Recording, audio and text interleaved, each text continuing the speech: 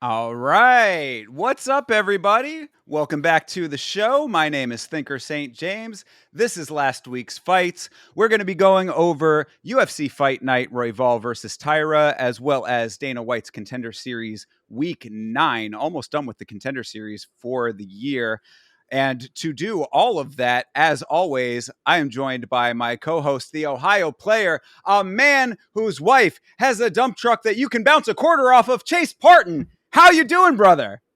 I'm here. I'm so ready to talk about these fights. Each and every week, I swear, like the time between us talking gets shorter. That I'm like, I gotta talk about this. I gotta get my thoughts out and just make sure that whatever I have on my brain gets out there. Because man, it was a fun card. I don't want to say it was good, but it was fun. I would say. Yeah, there were. It was on the lower side of the spectrum, but there were a couple of standout performances. Actually, a couple of decent fights earlier on in the card, and then of course we'll talk about the main event, obviously. So, but yeah, overall, I mean that is what the show is for. If you are new here, we are going to be going over every single fight from this event and Dana White's Contender Series as well. If you got anything that is not pertaining to the fight that we're talking about at the moment, throw it in the chat and we will come back to it after we get through all of these fights. So, to start this thing off, let's go all the way to this is Clayton Carpenter versus Lucas Hoka, I believe is how it's pronounced, a Brazilian pronunciation. But Clayton Carpenter versus Louis Hoka, what'd you think of the fight? I think I made a bad pick at first. First fight of the night. I'm never gonna take a dude named Clayton. I don't think it's probably gonna stand. Name So bias. I think this one was definitely not gonna go to him. But so when I see Lucas get split open and I see him on the ground and he's looking hopeless, I question, how are you 17-1, my guy? I was wondering like when some BJJ was gonna get introduced for him and maybe he'll pull out a sub. But Clayton's pretty good. I think another thing is, and we're gonna talk about bias, name bias, is Lucas. He's the type of dude that you look at and you're like, oh, he doesn't look like a 17-1 fighter, and then he loses and you're like, well, there you fucking go. Like that's just what you thought. Yeah, fair enough. Perhaps going off of name is not necessarily the wisest way to go about your picks, but overall, I suppose that there was some truth to the assumptions there for you. Yeah, I thought that Carpenter looked really, really good in this fight. He was fighting like he wanted to fucking win, which is really nice to see every once in a while. We've entered a bit of a time when there's a lot of people fighting, and sometimes they're not always looking like they really are going after it at all times in the fight. And I thought that Carpenter did. So I thought that was really nice. He was advancing positions at all times, which I thought was also really good. You see a lot of times now as well where there are guys who go to the ground and then don't really do anything with it, don't really seem to have a plan when they are in the wrestling and the further grappling situations. And he looked like he did. So I was happy with all of that. I thought his takedowns were really nice. He actually saw the openings and capitalized on them, which was great. Those blast doubles, man. I was like, this guy is really making that work. Yeah, absolutely. Especially for flyweight, like when you see really good wrestlers, it's good to see, especially in the lower weight classes, when they can do everything. But like Clayton's like dominant at what he does. It was good to see, especially for the first fight of the night. This was a pretty good one. Yeah, absolutely. I thought this was a great start to this card overall. And the other thing I wanted to mention was, of course, the elbow that Carpenter had landed when he was on top that split Hoka's eyebrow, like literally the eyebrow itself. I Yeah. was like, ooh, I'm sitting there on the watch long, like, man, that must be pretty painful. Not only the initial impact of it, but then when you have to get that worked on to be in an area with like that type of coarse hair, getting stitched up. That's kind of a nasty one. So not great for Hoka. And I mean, he did land a nice flying knee early in the second round. Hoka did, but Carpenter ate that thing up like cereal, and then that second double leg ended up getting him to the rear naked choke. So put him out to sleep. Yeah, the cut. This is one where I was like, well, doctor stoppage incoming. But Clayton did not let that even become a fucking option. So good for him. Yeah, absolutely. So, like you said, overall a good start to the card. I liked this fight, and I liked Carpenter's performance. I think he's potentially a guy to keep an eye on. Although it seems now every time that we come back after these flyweight fights, it's like there's more and more of these smaller guys putting on really, really great performances. So that division is pretty hot right now. Well, hey, we will talk about that later. But yes, flyweight. I still don't get why people are not on the hype train. Maybe they just never will. The flyweights are fun to watch. They bring it every time. They will fight. Like it could be the first fight of the night or the last fight of the night. These are two flyweights right here, and they both fought for their fucking check. Like that's all you get right there. Yeah, absolutely. And I think that the reasoning, at least in my estimation, is probably because they think the smaller guys don't have knockout power. But we will talk going forward. Actually, I think that the one I'm thinking of is a bantamweight, but still, it's a smaller weight classes. There are knockouts. Don't that's a You know, misconception. and it's crazy that misconception because let me bring it up now just because I have a little heat. Now everybody's a fucking scientist. Oh, we know how much punch power delivers a knockout. The casual fan apparently now the if that has to be if that is the reason, like apparently everybody knows everything. Y'all don't know nothing because I've seen knockouts from the little guys. So don't act like it's just so uncommon. They be scrapping down there. So Yeah, whatever. come on. Right. And even if it doesn't end up in a knockout, you end up with these amazing firefights at times. And, the wrestling can be really good and the grappling as well. So it's just like, yeah, enjoy, man. Why, people are looking for things that they think they want, but should be happy with what they're actually getting, I think. 100%. So yeah, shout out to Larry in the chat. How you doing, brother? All right. So actually, before we move on, I did want to take one step back and mention that I should have said this before we even got into the fights proper, but three weight misses on this card. There was Dan Argueta, who we'll talk about here in a second, who missed by 2.5 pounds. There was Jared Gooden, who missed by 1.5 pounds. And then Josh Fremd, who was the worst offender of them all, missing by 3.5 pounds, leading to that fight with Abdul Razak Al Hassan being canceled. So a little bit of a weight curse on this card. I have no idea why you'd have three misses in one card like this when it's in Vegas. It's no really extenuating circumstances as far as the circumstances of the fight itself, or the card itself rather. So it's just very strange to have that many misses on one card. But I guess you could say that it is an Apex card. It's guys who are not necessarily at the top of the sport. Perhaps there are some excuses, but there are no excuses for missing by as much as these guys did. These are some pretty heavy misses. Yeah, and so what I want to say, because it seemed that you may have not realized, is so the fight that Abdul and Josh Frem were supposed to have, and Josh Frem missed weight, right? Mm-hmm. He did get cut. So just Yep. shows be professional. And I was gonna bring it up in the other fight where we see another fighter get cut, but we'll bring that up and we'll be all over the place for a For second. sh- But Yeah, yeah, for sure. But yeah, I mean, um, good thing to mention though. You're absolutely right. I mean, these fighters a lot of times, especially I would say that farther down the road into their careers when they're a little bit more established, they definitely feel this way. But I think that it can go for any level of their career where they do think that oh well, I mean, I'll just miss weight and it'll either happen or the fight won't happen. I mean, I'll forfeit a little bit of my purse and it'll go on or it won't. And it's like no, you really should. If you're a professional fighter, you really should be professional. yeah, exactly. And I think that one makes sense. I think the other cut that we will discuss, I think that makes a little less sense, and we'll discuss that here, soon. But For sure. next fight. Yeah, absolutely. All right. So moving on from that, we've got Cody Haddon coming fresh off of the Contender series. We talked about him a couple episodes back only. Cody Haddon versus Dan Argueta, who I didn't remember that Dan Argueta, I guess, is also a Contender series guy, but I believe he was a season before or sometime earlier. That's why I thought that I had heard that anyway. Maybe I'm mistaking it for a different person, but No, no, no. is he not? He came from the LFA. Oh, okay. LFA guy. Got you. Okay. Then it must have been a different fight where there were two guys who had been on the Contender series at some time. But Gotcha. anyway, regardless, Cody Yeah. Haddon versus Dan Argueta.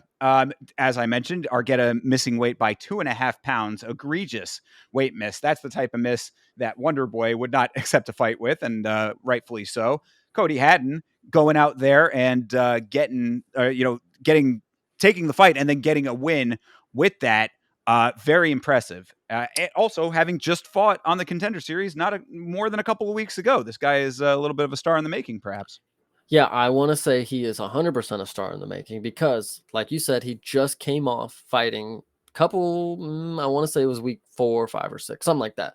Either way, he comes in here against a person who purposely missed weight, which I don't want to, I like Dan Argetta, but the fact that he missed weight, seemingly a little bit on purpose, is kind of sketchy because Cody Haddon, this would have been a loss that you would have hate to see from a person who just misses weight and then they come out here and they win due to whatever situation that brings. Right. Cody Haddon was definitely able to throw a firefight the entire fucking fight. He was throwing everything at Dan Argetta all the way until the bell. And I do think his stamina was becoming, obviously he was gassed, but like his stamina was causing an issue that made him vulnerable, I feel, for wrestling. He did a For really sure. good job defending the wrestling at that point, but if he gets up against somebody, of course, Marab, Umar, like they're gonna get that double leg because he just stands so tall and he's so gassed and like his hands are just at his side, which, and then I'll let you go, does not take away from how good his striking is. He is absolutely a beast on the feet. Yeah, that is true. I mean, we didn't really get to see all of that because he got that rear naked on the Contender Series so early. But man, I was very impressed with his striking. It was looking pretty crispy.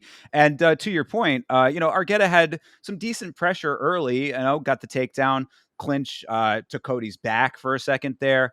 For a little bit more than a second, it was for a little minute. But Cody did a great job to stay calm and find his way out. And then the combos. I mean, this guy is not throwing ones, man. I mean, twos, threes, and fours coming out of Haddon looking really, really nice. And then once the wrestling was clear, he put his own pressure on, moving forward constantly, not giving Argetta the space that he wanted to work, which I thought was a really effective strategy. That especially after having gone through the wrestling exchanges that he went through, if you know that the guy wants to have the space, the real estate to get his wrestling off, you cut him off and you basically force him to either shoot straight or to strike with you, to an extent. So, I mean, I thought that was pretty smart on his part, on Haddon's part.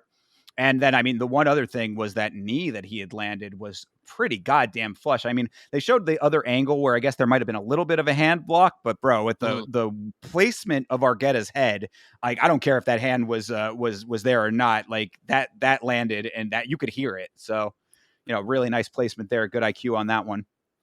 I want to say that this is probably one of the better performances that I've seen out of Dan Argetta too. Cody Haddon is just that. Okay, sorry. Let me not say that that's one of the better performances, but Dan Argetta himself, he looked really good. He looked in good shape. Obviously, missed weight, but like he was able. He shot for 24 takedowns, guys. Like that's fucking Yeah, no crazy. Like, shit. Yeah, hell um, yeah. so he looked pretty good, especially coming off of a sub. Like I'm pretty sure that was early in his last fight. So I was thinking he was going to get subbed again. Cody Haddon just had a sub. He just got subbed. It makes sense, MMA math, sure, whatever you want to talk about. But Mm. I thought it was in the making. So the fact that he got to decision against somebody who was really putting the pressure on the feet, stopping all of his takedown attempts after the first round ish, and it was just impressive on both ends. This was a really good fight. I don't know who got fight of the night or performance of the night or anything. This could have been one of fight of the night. This could have That been. Yeah, that's literally also in my notes is that I loved this fight, and if it weren't for the main event, this would have been fight of the night. I don't know if they ended Yeah. up giving it to them or not, but yeah, I would assume so after after watching the main event, which of course we'll get to. But yeah, this was a great one. I enjoyed it. The one thing I did think was a little weird because of what we just said there is that 30-27s across the board for Haddon. I was like, you probably could have given Argetta, I think, the first round.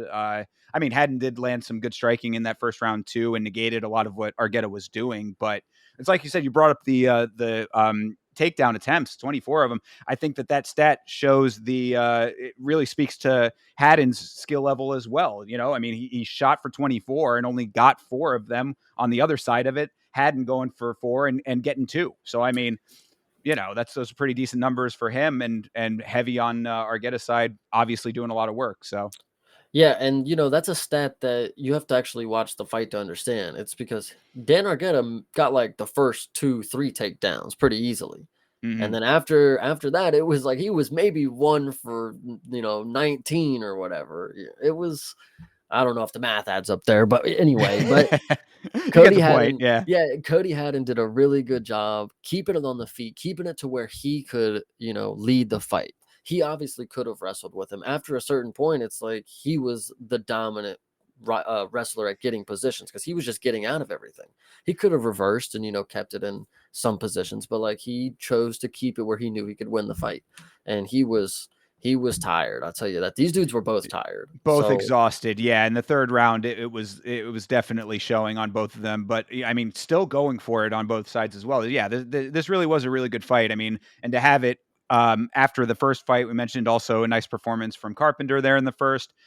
This was trending in a really nice direction for a while there. So I was like, man, I mean, this could be one of those cards that really surprises you, and then maybe not so much in a couple of them coming, thereafter, but still, these two very nice in this one, especially Cody Haddon versus Dan Argueta, really nice. I was really hoping. I know initially before going into the fight, I was hoping Cody Haddon would get a sub. Not hoping. I do, like I said, Dan Argueta, cool guy, nice guy, very cool guy. Anyway, he. I was hoping that at the second round mark, beginning of the third, that Dan Argueta was going to start feeling those punches because man, he was eating so many clean combinations, just like Yeah, to the chin, to the forehead, to the to the temple, like every angle Cody Haddon was finding. So I thought that was really fucking slick. yeah, absolutely. Um, I think we've of course mentioned it several times, but Argueta's weight miss definitely plays a part into all of this. So you do have to kind of keep everything in a little bit of perspective. One thing that the weight miss helps as well is your absorption of shots.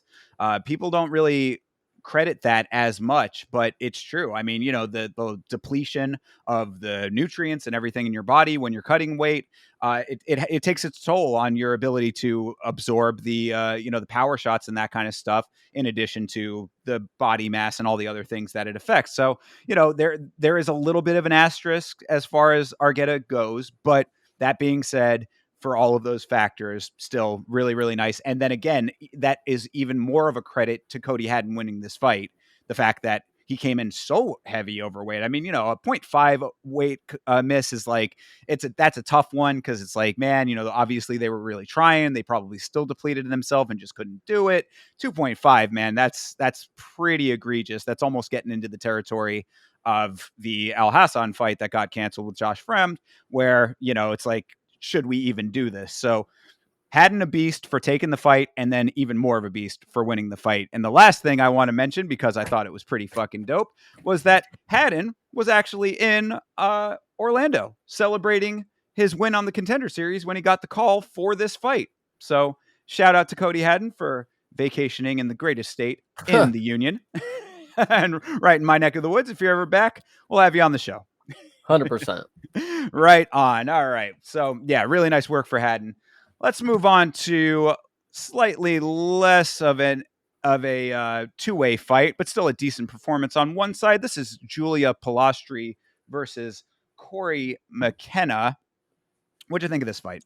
I was actually going to ask you first. Do you think that this was the tipping point of when the card went downhill? Yeah, well, yeah, I would say so. I mean, at least it was the start of a decline, or like not even this was not a bad card. I think we're dogging it a little bit hard. There was the fights were not terrible. This was definitely the point where it started to kind of get into that sort of middling territory, I would say.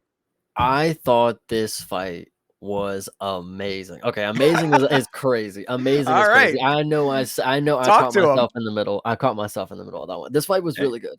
I think that there was some sort of push, and this is why I want to talk about. Okay, let's say first. Corey McKenna got cut after this fight.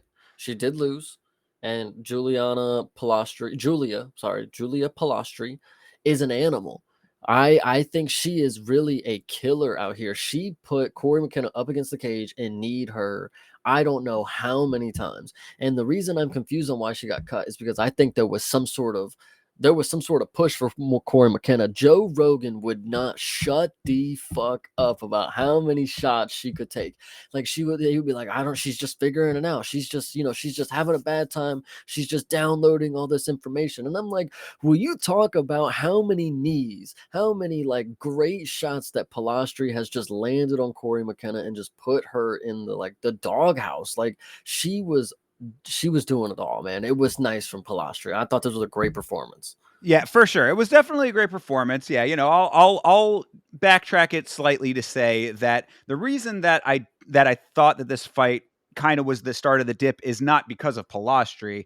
It was because of McKenna trying to go to the well so many times, trying to get her own takedown when really what she was doing was playing right into Palastri's hand. It was a really like decent fight IQ on one side and an unfortunately bad fight IQ on the other side because Palastri was so comfortable in the clinch. And this was one of two fights on this card. We'll get to it, the other one a little bit farther down, but where two fighters were on one side trying to utilize the clinch really, really effectively and getting all of that because the other fighter was very comfortable being in it and just taking all of what was being dished out at them. That was my issue with it.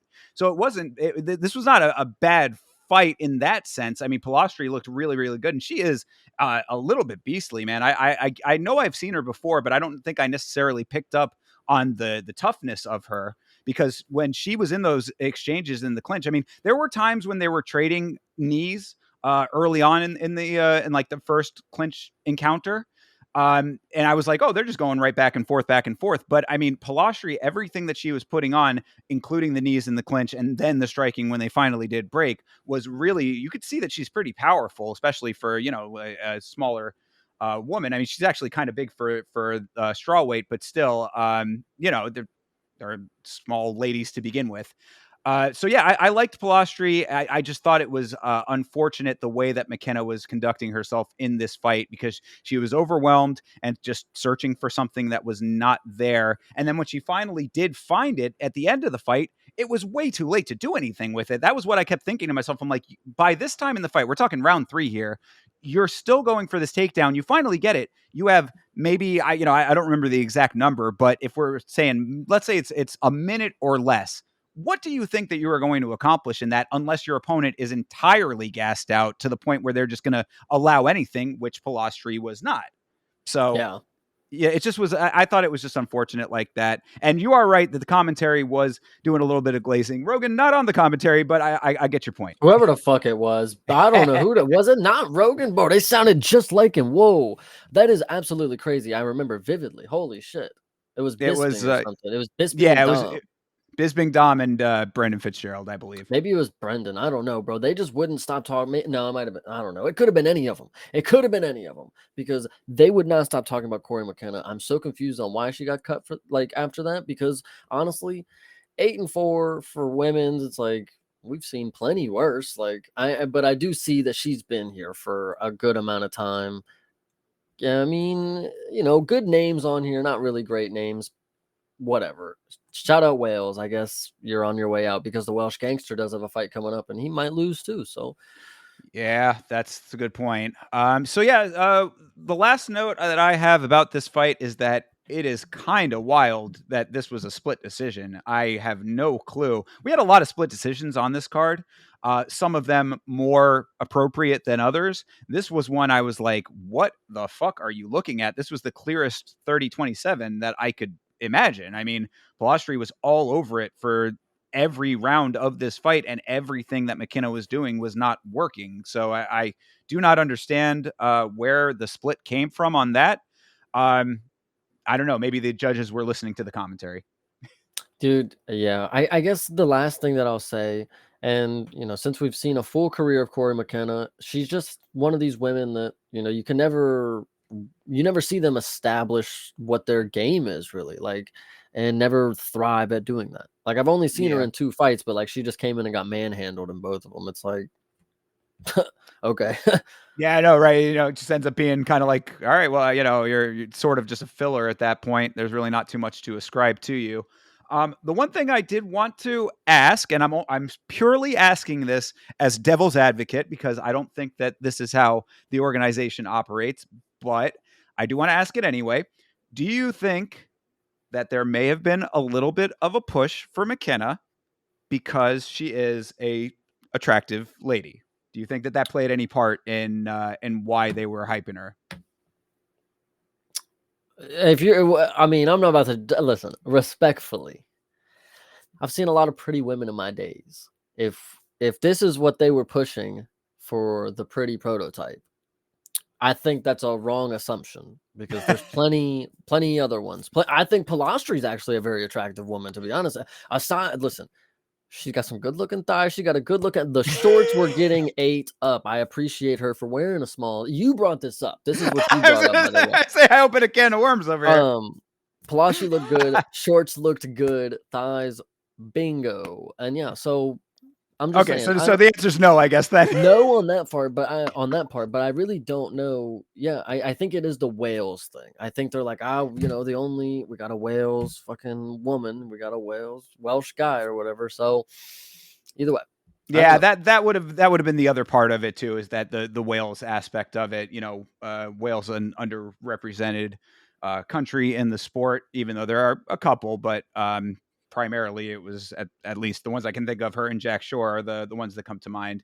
But yeah, I mean, I'd say that McKenna has a kind of a girl next door kind of look, which I think they might have been, looking for. But anyway. I'll buy it. Okay, I'll buy it because I will say I noticed she got rid of the t-shirt. She got rid of the shirt this fight. Corey McKenna came in with the actual tank top. So maybe they gave her some notes like, hey, we're gonna give you some screen time this time. No shirt. We'll figure get the tank top out. We're good to go. And then she spoiled it. So little additional coaching there, huh? That's what I listen. If that's what the story is, and they wanted to give her a little extra commentary stuff, I'd buy it. I'd buy it. Yeah, I mean, I don't. It was just devil's advocate because I don't really think that that's the case. But anyway, any which way, unfortunate, I would say that McKenna is now cut, from the organization, but somewhat appropriate. Perhaps she can go out and pick her skills up elsewhere and make another go of it, or get herself a little bit of traction in PFL or somewhere else. But as of right now, LFA. Yeah, LFA, is probably about right for where her skill set is at the moment. So, now, if we're actually gonna continue with this talk, this is probably one of those skill sets where you just leave it on the table at this point. It's like you made it to the UFC, 8-4 in your career. You maybe made a good deal of money. Maybe go be a mom. I mean, I'm not trying to be like that, but like those are options that you have as a woman in this world. Like I'm trying to. Yeah. That there is probably some validity to that based on the way that she has been fighting. Not to say that she couldn't go and fight somewhere and pick up some wins, but I guess the options are now somewhat open to her. So we'll see what she ends up doing, and if she really wants it like that, if this is her dream and she wants to come back and really make a second go of it, then she's got a little bit of an uphill battle to make that happen. But it's not impossible yet. Women's MMA, anything is possible. There you go. Absolutely. All right, so let's move on to this is Junior Tafa versus a newcomer Sean Sharif. This is Sharif's debut. What'd you think of him? Let's make the note. Chris Barnett was the original opponent for this matchup with Junior Tafa. Yeah. And his home in Florida got destroyed by the Hurricanes, apparently. Okay, hold on a second though. Did his house actually get destroyed by the hurricane, or was he prepping for the one that just passed? I think it was the first one, and I guess he did have home damage, right? Like that's the actual reality of it. Because I've heard both ways. I don't know if maybe I just got bad information. I have my own assumptions, so I want to say that next. But I heard on the commentary, I believe that it was his home that was like affected by the hurricane. Okay, whatever that means. Sure. In my opinion, he ducked. Or where are you going to go back to if the home's destroyed? Where are you going back to Florida? You might as well have the camp. Go get you some money. Now you go fix the house. But that's I just mean me. that I mean, that you're making a point there. We don't know the full on reality of his situation. Perhaps How he's got you gonna people go to take back to care the of. if it's underwater, how you going back? By boat? Well, no, yeah, not that, but I mean, if he's got family members to take care of or Yeah, other true. I'm just bullshitting. I considerations. apologize, Chris. Yeah, for real. Barnett's going to pop up in the chat any second now. But I mean, in reality, of course, as a Floridian who just also went through a hurricane, hearts out to him. That's awful, and we understand how bad that can be. So that does suck. But I mean, you do make a good point, though. I mean, like, you'd think that he would want to go out there and get some cash to try to help all of that situation out. But I think that there also is something to be said for not taking a fight if you're mentally not there, because I Yeah. mean, losing everything that you own, or losing your house at the very least, is a pretty taxing thing on your mental game. So perhaps the right decision, I guess that's up to him to decide if it was or not, but that's the decision that he made. And I wanted to bring it up too, is because Chris Barnett now has a fight coming up against the other Tafa now, which I thought, or no, actually, I think he stepped in. Sorry. The other Tafa stepped out. He stepped in for the other Tafa in their upcoming bout. So that's why I wanted to bring up Chris. Shout out him. All jokes aside. Um, yeah, hopefully everything is good. But this fight with Junior Tafa, this is the Yeah. Juggernaut. And in this fight, I think we actually got to see why he's called the Juggernaut. Like, I really enjoyed this fight from Junior. Couple of things I want to note. First off, I'm an idiot. I don't know where in the right mind I was like, this is gonna be one of those random ones. This is gonna be one of those random heavyweight fights that just goes to decision. Just believe me, it's going to decision. Mm. These two dudes specifically, they will never get to a decision in their life. They're going to die of exhaustion before the third bell gets there, because these dudes are incredibly, I know it's heavyweight, so me saying cardio unconditioned, like, I'm not trying to be like that, but it was really crazy to see like how quickly both of them were just hands down, just standing in front of each other, just like one of just like, please hit me, like, bro, no, you hit me, like, I'm done. Oh yeah, I absolutely. The Yeah. one situation that I think could lead to either one of these guys going to decision is if they fought Shamil Gaziev. That would be the one time that it could happen, because Gaziev would hold them down and then not do a fucking thing on the ground. So that could be, and that was the one big note that I have from this, was that if you go back and watch my watch along, had to do that one solo. So I'm in the same place that I am right now, screaming my fucking head off when Tafa got taken down, because we talk time and time again on this very show about the Tafas being prototypes for heavyweights who cannot do a fucking thing when they get taken down. I mean, it is like clockwork. If you want to beat a Tafa, get them to the ground and keep them there. That's really all that it comes down to. I think it's crazy that this is what you bring up.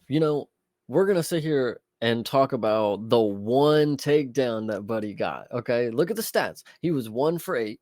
And after he got that, I agree. I said, oh, fuck, it's over. And I actually got It happy. almost was. I was like, oh, decision incoming. Like, if he's going to actually wrestle and just actually be able to get him down. But Junior got up. That's what we're misunderstanding the rest of the story. He got taken down, but this time he got up. No, And you're then you're misremembering, my guy. He got up the first time because he did that crazy fucking acrobatics move, the circus tumbling move, where he kind of rolled on his back and kicked him off. but That was earlier in the fight. At the end of the round, he was kept down instead. He almost got finished at that point.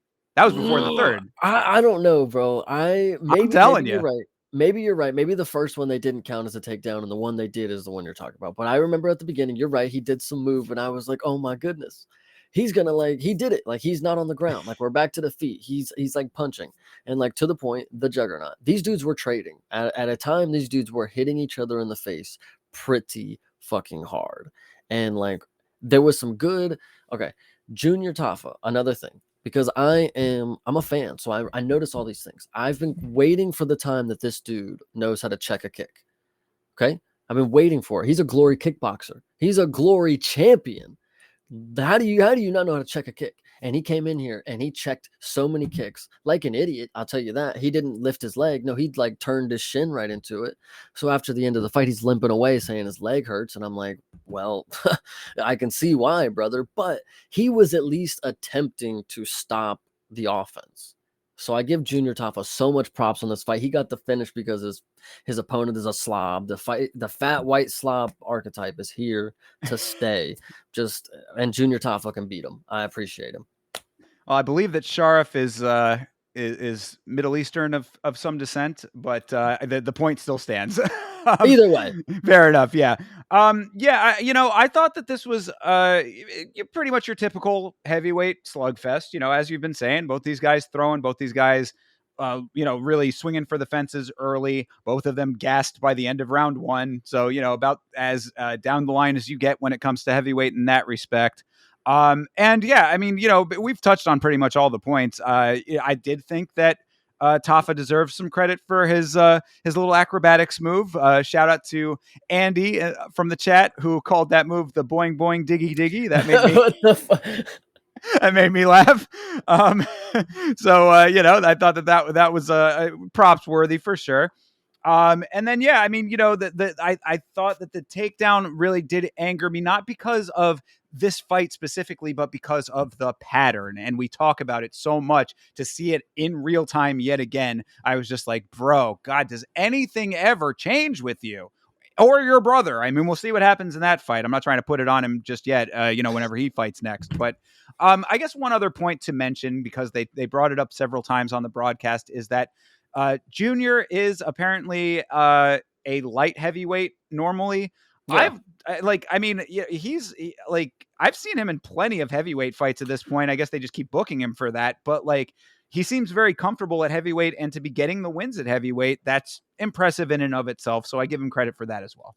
I think that was like, in my opinion, that was kind of like a natural, like a given thing. It's like when you look at Junior and is it Justin Tafa? Justin, The yeah. other one, it's like you look at him, it's like, okay, Junior is definitely like a slimmer, like heavyweight kind of deal. It's like you check the weights, it's like he's a lot lighter than his brother. It's like, okay, I assume maybe his glory days he was like a light heavyweight kind of thing. But like now it's like, yeah, I think he stays heavyweight so he can be interchangeable with his brother kind of deal. It seems like it, because like this is, I mean, not this specific one, but there have been other instances where they have literally been interchanged. So, yeah, I guess that they kind of come as a little bit of a package in some respects, but really you're kind of getting almost the exact same guy either way. So it's just the all they have to do is just get a little bit more well-rounded in the fundamentals. I say it time and time again because it bears repeating every single time that this happens.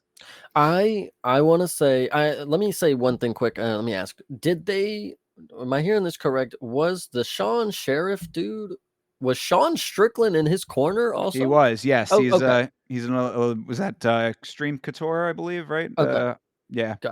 gotcha. And then, so I just wanted to ask to make sure. And then Junior Tafa, I think you're asking for a more well-rounded skill set. I think this specific showcase right here, again, the dude he faced is not fucking good. Let's not act like this was something that you had to showcase a lot of high level skill for. But Junior Tafa defended takedowns. He got up from some. He did his little acrobatic move, is whatever you want to say. He was, I think the leg checks. I think that was the biggest thing for me, is because not only was he checking the kicks, stopping them from, he was making Sean Sharif, whatever, not want to throw leg kicks anymore. He went 7 for 7 on leg kicks. He could have went 10 for 10. He could have went 15. He could have went 20 for 20. But at 7, he said, I'm done. Like, I'm tired. And 2, my leg probably fucking hurts because I was kicking shin the entire time. Well, his leg, absolutely. I mean, and to that point as well, just to mention, Junior hurt his own leg in this Yeah. fight. He was limping out of the cage. So yeah, I mean, both these guys going for it. You say that Char's not good. I mean, like I thought yeah, obviously he's got power. He nearly finished the fight in the second round. I mean, like had that round had more time on the clock, I mean, there's a very good chance that might have ended there. So. Maybe I think I'm talking it through and maybe giving this fight a little bit more credit after discussing it. But Yeah, I let's thought not forget that yeah. the fight ended because they were just completely dead on the feet. Like there was no Right. it wasn't like a knockout finish. It was just like just get him out of there. Just get him out of there, ref. Please, please, Yeah. please. Well, and yeah, and a good segue to my my last point here is that this was a good example. I know that we've talked on a previous stream about um, the merits of fights being stopped when the fighter is still on their feet. I'd say that this is a good example of a fight getting called on the feet making sense because Sharf was done. To just to agree with a point in an earlier show, just so I don't contradict myself. If he was done, he could have fell to his feet. A fight should not be ended on the feet. I just don't feel it is like if you're gonna walk around hands down, it's like brother, just fucking fall. Like I don't know, man. Like that just I don't know. It's just me. But if they're not going to, then I mean, like it's either Well, not fall because you they're better not stop the fight, man. You better just let it happen. If you all don't want to right. fall, man, we can keep going. Like I don't know. You be stubborn. We'll agree to disagree. All right, I'm all fair right with enough. that. All right, cool. So, yeah, decent performance for Tafa overall, and obviously deserved win after everything that he went through in the fight. So, good stuff. Thankfully, because look at the record, man, 6-3. It's like, I know. gosh, like how close are we to being? This is like when I see a record like that. Both of the brothers are like that, by the way. The other one's like five Hmm. and two. And I see this record, and I'm like, you're just skating on the lines of being cut. And I know you and your brother are a package deal kind of thing, but it's like you both have the same like kind of shit record. Like you need to start fucking racking up wins like now, now, now, now. Absolutely, yeah. That's a point I was saying on the watch along coming into the fight. It's like they really are right there on the line. So you are absolutely correct there. All right. All right, so moving on, we got Nico Price versus Temba Garimbo. Um, this was probably one of another version of I mean, different circumstances, but similar to the Pilastri McKenna fight in that one side looked really decently sharp, if not a little wild, but still sharp enough to get the win, and the other side proved what I had already thought about them coming into the fight. What do you think?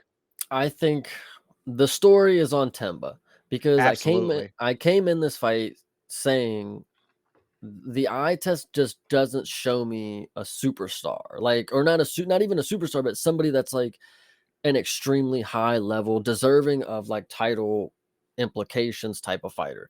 And I come into this fight and I'm watching him and I will agree.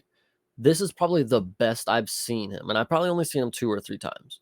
But this is the best I've seen Temba Garimbo. This was the best fight that I think he showcased a well-rounded ability.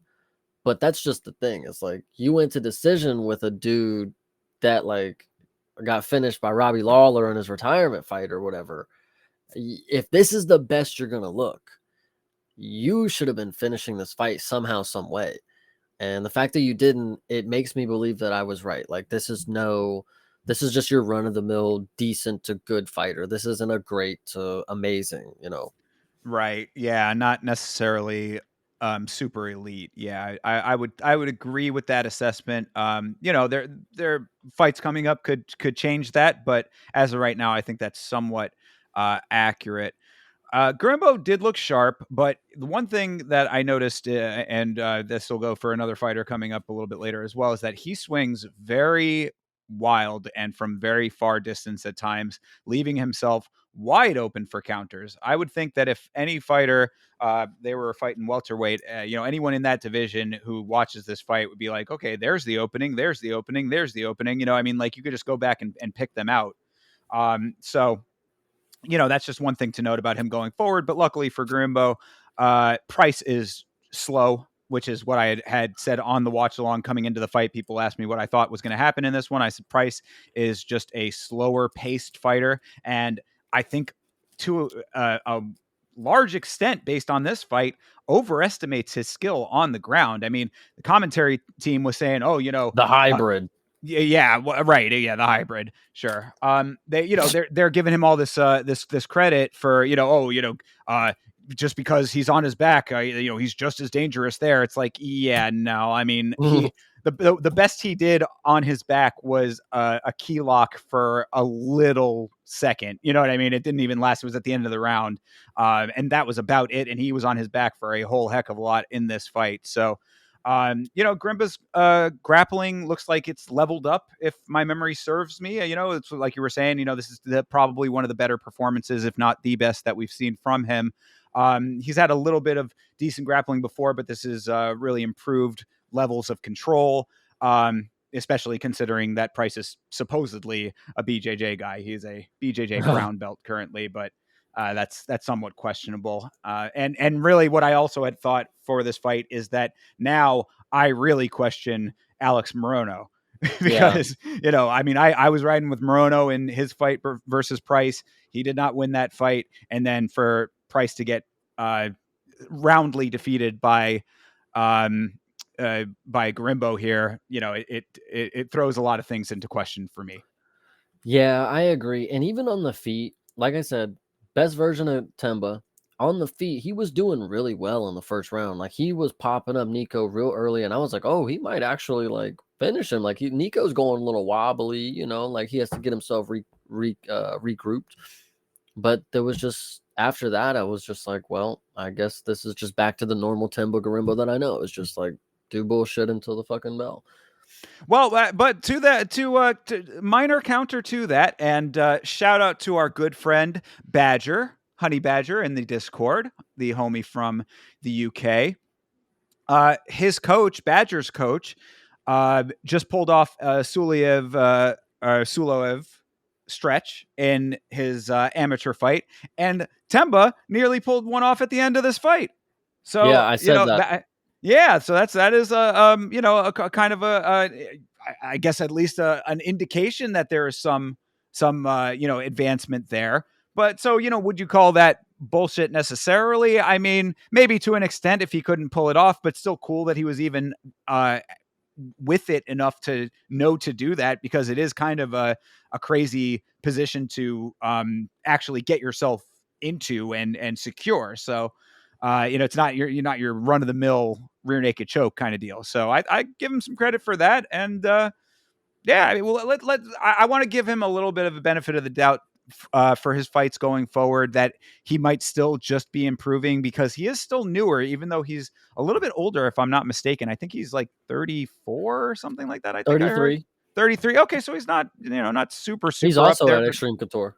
oh yeah, right. Yes, he is. Yeah. I remember that as well. Actually, I think that they had said that this was one of his first full camps with them. So perhaps that's helping out. I mean, Eric Nixick, I've always said, as of recent at least, is one of my absolute favorite coaches. I think that he is really, really sharp.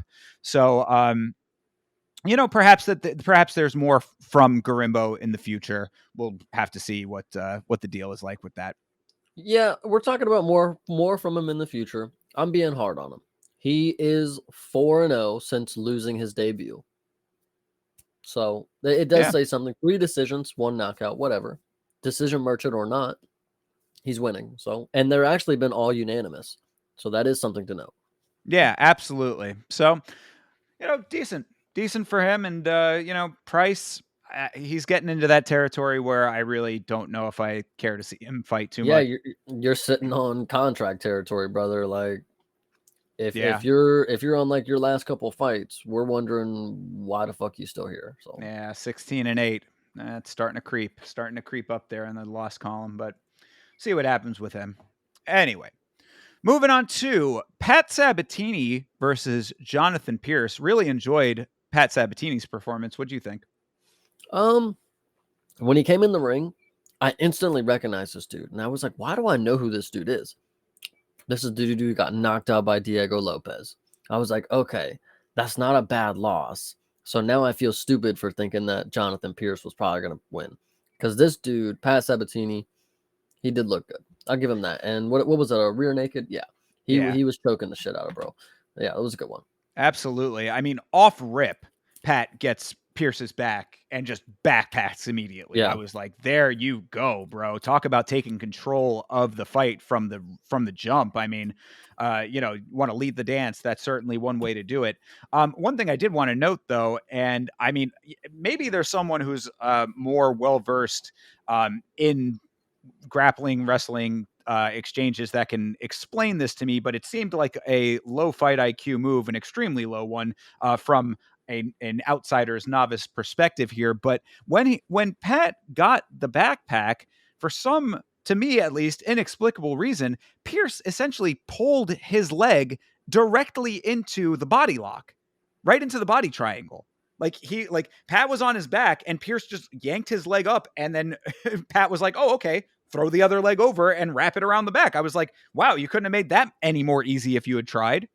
Crazy person. So yeah, a little bit strange there, but so he ends up dismounting from that one, but he's still all over Pierce. Like the pressure was just really great.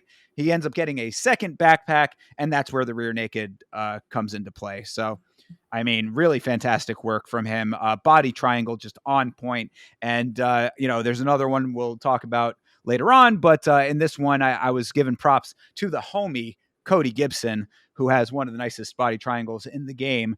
I was saying that Cody would be very proud of the work shown off by Pat Sabatini in this fight. So it seems to me Pat Sabatini is just a little. He got knocked out by Damon Jackson in the first round. Yeah, there might be a slight chin issue with him. That's kind of crazy, but for now we'll let it slide. This is a dude that you should be able to finish. Like this isn't somebody that's like super good. So shut up, Pat.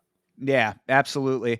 One other point that I wanted to make too was that Dom Cruz on commentary did make a really good observation, which he often does. Of course, Dom has very high fight IQ. So he had said in the ending sequence that Pierce stood up without addressing the problem that he had, which was the amazing body triangle that I've been praising so much.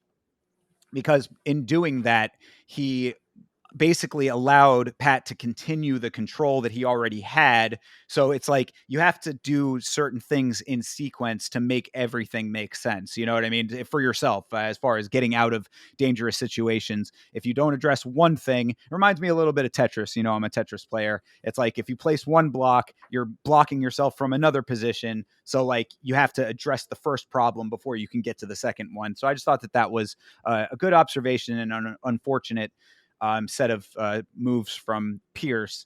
And the last question that I have for you, because I have no idea and I have not been able to find anything online about this, do you have any idea what Jonathan Pierce's chest tattoo is? It looks like a null symbol or like a stop symbol. Is it does Tim Elliott not have the same tattoo? Does he? That might track. That sounds familiar when you say it. I think it's like a team tattoo, is it not? I don't could know. be. Okay. I get maybe like G.I. Joe vibes from it. I know it's not. That's not like the Snake Eyes little symbol, but I don't know. That's like a G.I. Joe logo or some shit. But I think it might be a team thing. I want to say Tim Elliott. Let me actually. Yeah, that very well might be. I want to say I want to say I've at least seen other people. No, not Tim Elliott. Who am I thinking? I mean, he's also got a chest tattoo, but that's not the same. Yeah, Yeah, because it's like a stop or like a null sign, but it's got one side is red and one side is green on the bar in the middle. So I don't know. I mean, we don't have to dwell on it, but yeah. It was just something that I was like, because I've seen him several times at this point, and I'm always like, what does that mean? Could you please explain it? But so far, no answers. If we get some answers, we will come back on the show and let you know. 100%. All right, so rounding out the prelims here, this was quite an uptick in excitement here. This is CJ Vergara versus the newcomer Ramazan Temirov. This is Temirov's debut. He is fighting out of Uzbekistan, a country that is very much looking to become established in the combat sports world. It's got a decent foothold in its own region, starting to branch out into other ones. And this Temirov guy made quite the splash in his debut. Yeah, I wanted to note that his nickname is Tamerlan. I don't know what that means. Maybe it's a magician thing. Maybe he's saying, he's the magic man. Yeah, I mean, it could mean anything to me, but I just wanted to note that it's kind of like it is like an iconic name. Like that's just like something you'll remember and like, oh, Tamerlan, like, oh, this is it. But anyway, he is 100% without a doubt. If the scale goes to 100%, I'm telling you, it is blasting off the radar. This dude is on something. This is the stockiest dude I've ever seen at flyweight. Wild accusations. I don't know what he was doing to get this physique. but holy shit, this dude is like jacked, you know? He cut It to like shit. You are not lying. so, and I'm thinking like, oh, mountain guy, okay, sub, easy, sub or decision. This is what you got to do. But no, this guy is a powerhouse at a flyweight, at the flyweight, to come in here and drop nukes for just like and just chase people around, like not just sit there, stand in front of him and punch. It's like drop a bomb, make them go flying across the ring where you got to go track them down, drop 2 more haymakers. Like this dude, he was nice, man. It was fun to watch. Yeah, a new flyweight with knockout power appears, man. I mean, this guy was going for it from the second that this fight started. He throws spin kicks, and those are very cool, but he also strikes from very, very far range. If we were talking about Temba Garimbo striking at range, at least Temba's got those long arms. You know, Temba's kind of a lankier dude. He's got long limbs. This guy is throwing. I mean, there was one shot. It wasn't the one that actually started the finishing sequence, but at one point, I really want to say that he loaded up from like behind his head and just came over top. I mean, it was like, dude, you want to talk about winging shots? I was like, Jesus Christ, this dude is like asking to be countered with the style that he has. But if he can land them, which it did seem like, even with the wildness of the setup of the shots, he had some decent accuracy, and he was also nice with the in and out shuffle that he was doing. That's a big point with him. You know, he was getting a little bit of the forward motion. If he didn't get what he wanted, he was able to reset pretty quickly. He's a fast guy, obviously a flyweight. So I was liking that aspect of it. I just thought that the wildness might come back to bite him at some point in the future, especially also because he throws combos sometimes with that wildness. I'm like, bro, if the first one doesn't get countered, the second one surely will, you know? Yeah, But to the same point, though, when he is throwing those combos, oftentimes he's walking forward with them. So it's like maybe that'll work for him to counter the combination or the counters, perhaps. But that remains to be seen. What also remains to be seen, which I always say, is whatever he's got on the ground, because we didn't see any of that in this debut. And whatever happened outside of the organization kind of just goes out the window, in my opinion, once you're in the big show, fighting in the UFC. So we'll have to see about all of those things. But this dude throwing windmills and actually landing a couple of them was pretty crazy. 100%.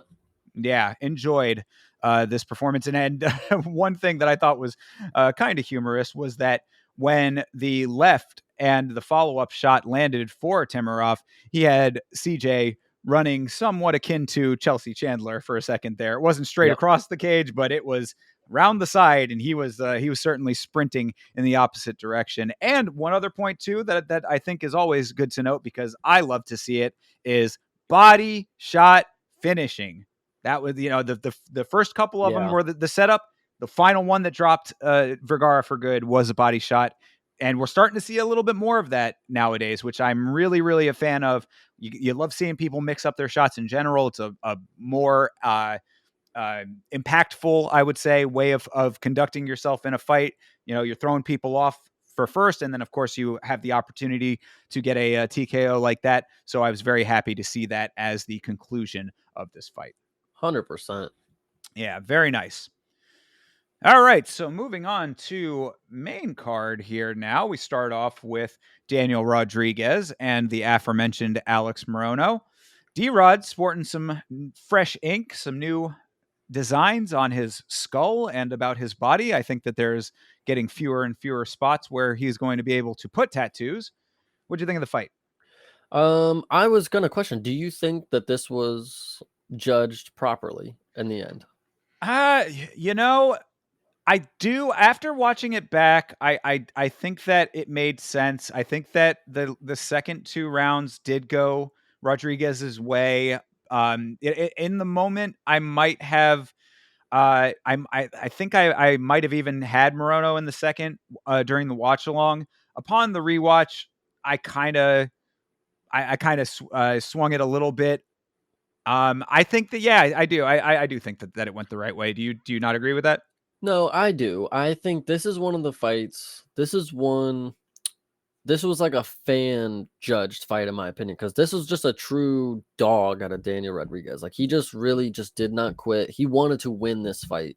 if this was a fight that you could like, as a fan, you could pick a winner, I think I would have picked Daniel Rodriguez just for the performance that I saw from him. Like he In the really, second two, at least. In the second two yeah, rounds, for sure. it took him a second. And Alex Morono, you know, even if he got the first round, it didn't phase Daniel Rodriguez. He knew that the second and third round, I'm just going to be able to walk forward, put the pressure, and he got it done, man. That's all. I think he really did it. I think that was a good call by them. Yeah, I would agree. I mean, it was a solid scrap on both sides. This is one that even in loss, Morono doesn't have much to be ashamed of overall, I would say.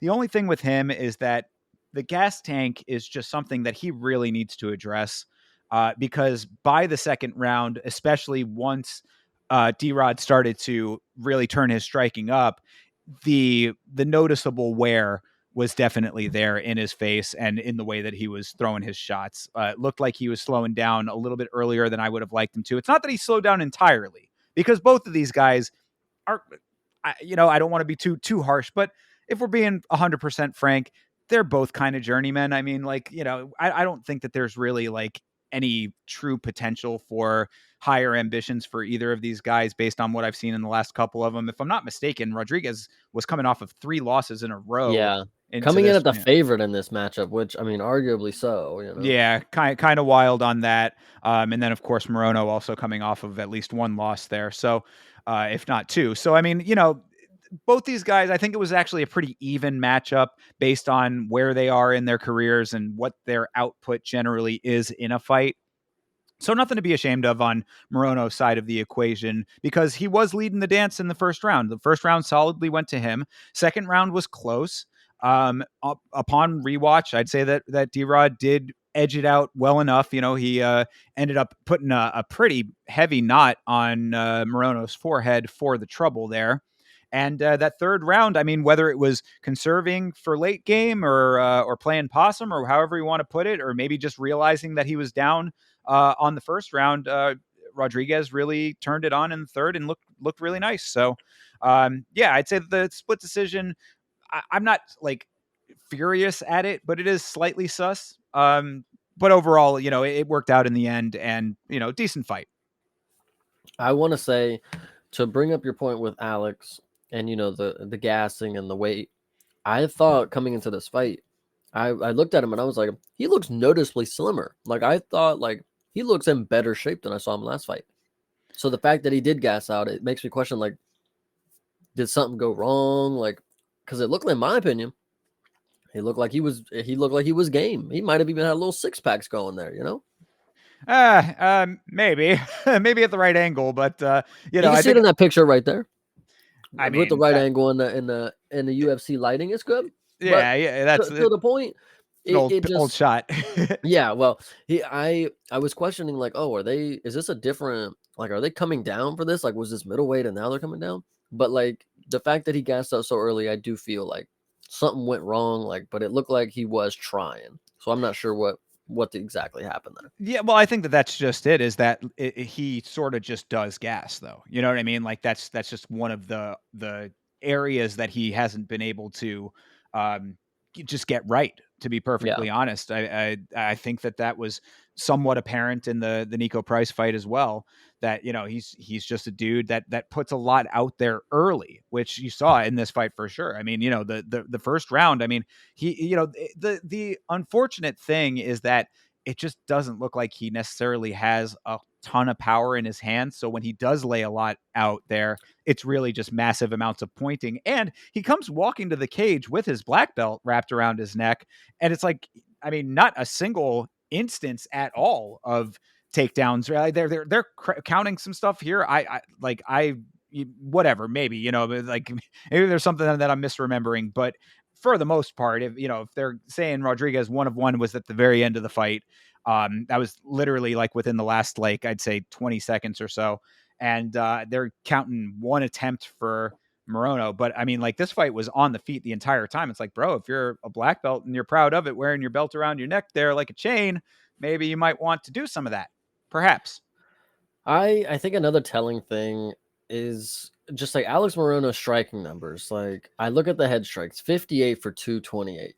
It's like something went wrong here. Like Daniel Rodriguez is not some elusive fucking boxer. Like you can land strikes on it. So I the mean, fact that that was the note on the commentary. Sorry, I didn't mean to cut you no, off, yeah, you're fine.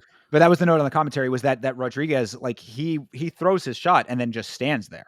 Yeah. You know what I mean? So anyway, sorry, continue. No, yeah, exactly. And so like it's that's when I'm just like I'm looking at the storytelling itself. Like I watched the fight and then I'm looking at the numbers and I'm looking at what I saw, the eye test here. It's like something just wasn't right for Alex. And I don't know if that means like maybe the end is coming for him because like you said, a couple losses. Shout out Daniel Rodriguez for, losing 3 and then being able to come back and get another one, but you're losing a couple bad losses now. Nico Price, Daniel Rodriguez is like, who are you going to win against? Who can we put you against to win? So, Yeah, that's really why I kind of have them classed in that journeyman category. And I don't say that to be mean. I really don't. I honestly, well, Rodriguez is a little bit of an asterisk as well because of the PED pop, but Morono I've always been a fan of. I mean, well, yeah, look, that's like a random dude to pop PEDs. He looks like not a PED type of dude, Yeah, that's often the case. It's a funny thing with that because you obviously your first instinct is to think that the guys who are juicing are going to be these super cut genetic freak kind of guys. But yeah, I mean, strange, definitely strange, and they'll all go back to tainted supplements, and that's I'm sure that there's some merit to it for some fighters more so than others, whatever. A pop is a pop to me at this point. Like, just be more on top of that kind of stuff. So it's always going to be just a little lingering thing in the back of my mind with Rodriguez. But overall, I don't dislike him in general. And Morono, I've always been a fan of. So it's not like I don't like these guys, but just based on everything that we've said now and what we've seen in previous fights, it's like you said, who are you really gonna beat? And even with those wins, what is it going to do for forward motion? yeah. So, all right. So there you go. Moving on to the man with the wife with a dump truck over here, Grant Dawson versus Rafa Garcia. I know that Grant Dawson is your favorite fighter, Chase. So what do you think of this one? I think a couple things I want to know. The Sure. first one is that Grant does. I shout out to him because he is. I don't know if you caught this. I don't know if it's Bud Light or whatever the commercial is that Dustin Poirier has whenever the show's going on. Mm-hmm. Grant Dawson is the one that loses to Dustin Poirier in like his little dream skit or whatever. So I did not. That's funny. they don't show him. It's like really dark and he's like got his head down or whatever. But it's Grant Dawson. And another commercial that has a UFC fighter in it is Jonathan Pierce. I wanted to bring that up earlier, and the reason I know is because he has that fucking tattoo. But I couldn't remember what commercial it was. Grant Dawson though is in the Dustin Poirier one. All right. Okay, so to start with that, he was able to finish a person who has never been finished. We have been begging for it. We've been asking, do something so impressive that is gonna, make us remember you. And I hate to break this to Grant Dawson, and I think it just makes me feel like I'm expecting greatness from you. Because at the end of the first round, I said, Jesus fucking Christ. Jesus fucking Christ. He's just going to wrestle again. Here we go again. Here we go again. And so I'm watching the second round, and as soon as he gets the takedown, I said, that's it. I'm done. I'm like absolutely over. He's just going to sit on top of him. The fight's over. That's it. Cool. And then he gets the finish, and I'm like, okay. I maybe should have gave him a little more credit in a moment, but I even maybe have said this is a person you should have finished, which a person who's never been finished, maybe that was an incorrect statement. I still think there's better for you, Grant Dawson. This is a finish that, yes, you should have had. Yes, you did. But like, I'm ready to see more, brother. You showed the fancy kicks, the taekwondo. Show me on the feet. Because the wrestling shit, I'm tired of it, brother. I don't give a fuck if that's what you're good at right now. Go out there and strike with somebody, please. If it's not Bobby Green, I think you'll have a chance. Because for some reason, you trying to strike with Bobby. That's the crazy part. It's like when you went into the Bobby Green matchup, like they were highlighting you as like a striker. Like, oh my God, he's going to come out here, blah, blah, blah, blah. And then you go out here in the first exchange and then you get dropped by a jab. Like, I get it. I don't know what happened. And I get the wrestling is working for you. But after that first round, boy, you are lucky you got that finish because I might have turned the fucking TV off. Like, Austin, I just expect so much from you. You could have done that in the first round. That's my point. I guess that's my point is like, why didn't you, if it was that easy, you want to make it blah, blah, blah, blah, blah. Why didn't you just get him down in the first round and elbow him? Why the fuck were you wrestling with him for a fucking post-fight speech or not? I didn't even listen to it because I was still flustered at the time. So I had to hear it on Twitter later. All right. Well, That was a good one. So go on. You're good. okay. Well, yeah. I mean, yeah. No. Obviously, a lot of opinions there for sure. Yeah. I mean, really, there's not too much to say about all of what was going on. I think you're making some good points. Um, early takedown for Dawson and all ground thereafter in the first, and second, the exact same thing. The one thing I will note, it's like you had said about the elbow. He might have needed to wear down Garcia a little bit in the first, get him a little bit tired because he hasn't been finished. And, he's a guy who, he's generally a pretty tough guy from what I recall, obviously, if he's, out there doing his thing and making it to the decision or to finishing on his side of the equation. So, I was not upset with any of that. And the elbow that cut Garcia cut him heavy because by the time that fight was finished, the pool of blood that Garcia was in was quite noticeable. One of the heavier cuts and heavier bleed outs that we saw on this card. So, I wasn't, I guess I'm just a little less critical of Dawson in general, just because, honestly, I don't know why. I guess, it doesn't bother me as much that he is just a wrestling guy, but you are right though, that you need to show, cause he's talking about, any guy that comes in here, I can take them out. The guy who's undefeated, I will be the one to defeat them, blah, blah, blah. This, he's talking all this heavy game in his post fight. It's like, bro, we need to see some hands out of you if that's going to be the case, because, he's talking about wanting to make the run. And I mean, he is 22-2. I mean, that's certainly a record that would lend itself to the ability to make that happen, but we need more. We need more out of you, dude. We need a better, more well-rounded version of you to make sure that you are capable of hanging with the big dogs, keep holding your own up there with the guys who are really going to give you the test. Because if Bobby Green was the guy that was able to, expose you in that one fight, then you're already at a deficit, and we've talked about Grant specifically on this show, saying that, you write your own story here. He's continuing to write the same story. And I think that's why Chase is feeling how Chase is feeling. Yeah, and it's like anybody that you're looking ahead to face, the striking is going to be where the fight starts. And most of the people that are above you, their wrestling is just as good to stop you from getting it to the ground. And even if they do get it to the ground with you, that's okay. Yeah, go ahead, Grant Dawson. Get it to the ground with Charles Oliveira. Good fucking luck, brother. Like, yeah, good point. So, yeah, I just mean, think, yeah, go ahead. I was just gonna say, I just think great finish, Grant Dawson. You're still on to bigger and better things. Just keep on the track, stay humble, and I'm riding with you. I know I'm hard, but like it's because I really want to see great things for you. Yeah, absolutely. And I think that there's nothing wrong with that. I mean, this is, as we say all the time, all you have to do is do those things. All you have to do is impress in the way that you need to as an elite fighter, and the whole conversation changes. So 100%. So, okay, to the point of the post fight, and again, this is just a little devil's advocate conversational kind of stuff here, just outside of the fight itself. Is there any tackiness in what he said? I mean, I don't care at all. I thought it was funny, and it's a little bit odd, especially with his wife being in the crowd. But what'd you think? I think I lied to you earlier and said I listened to it on Twitter. I never listened to it. I just read okay. I read the thing Uh-huh. because it was actually pretty cringe. I didn't want to hear him say it.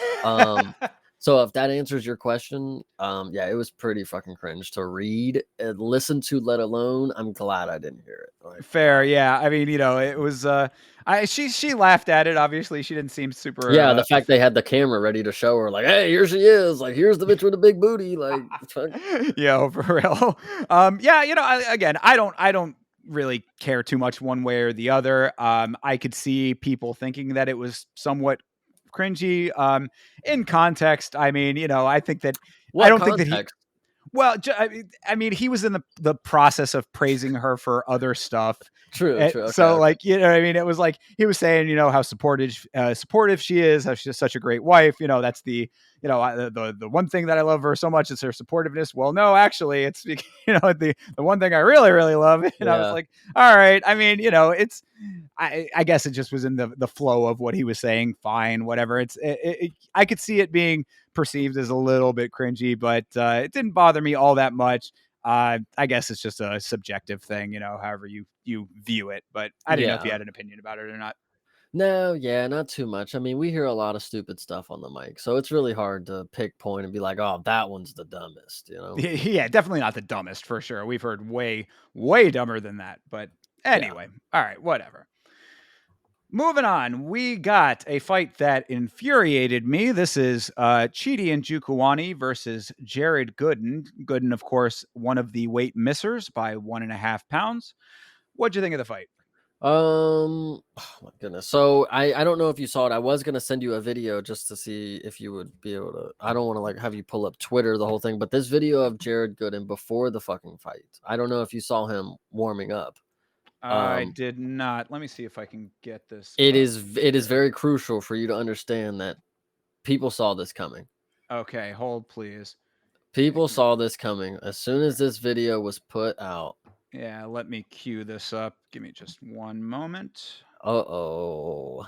I want you Uh, guys to understand how bad of a video this all is. right, here we go. So this is Jared Gooden warming up This was for posted his. by Dana White too, originally, by the way. All right. Well, let's see it then. Yeah.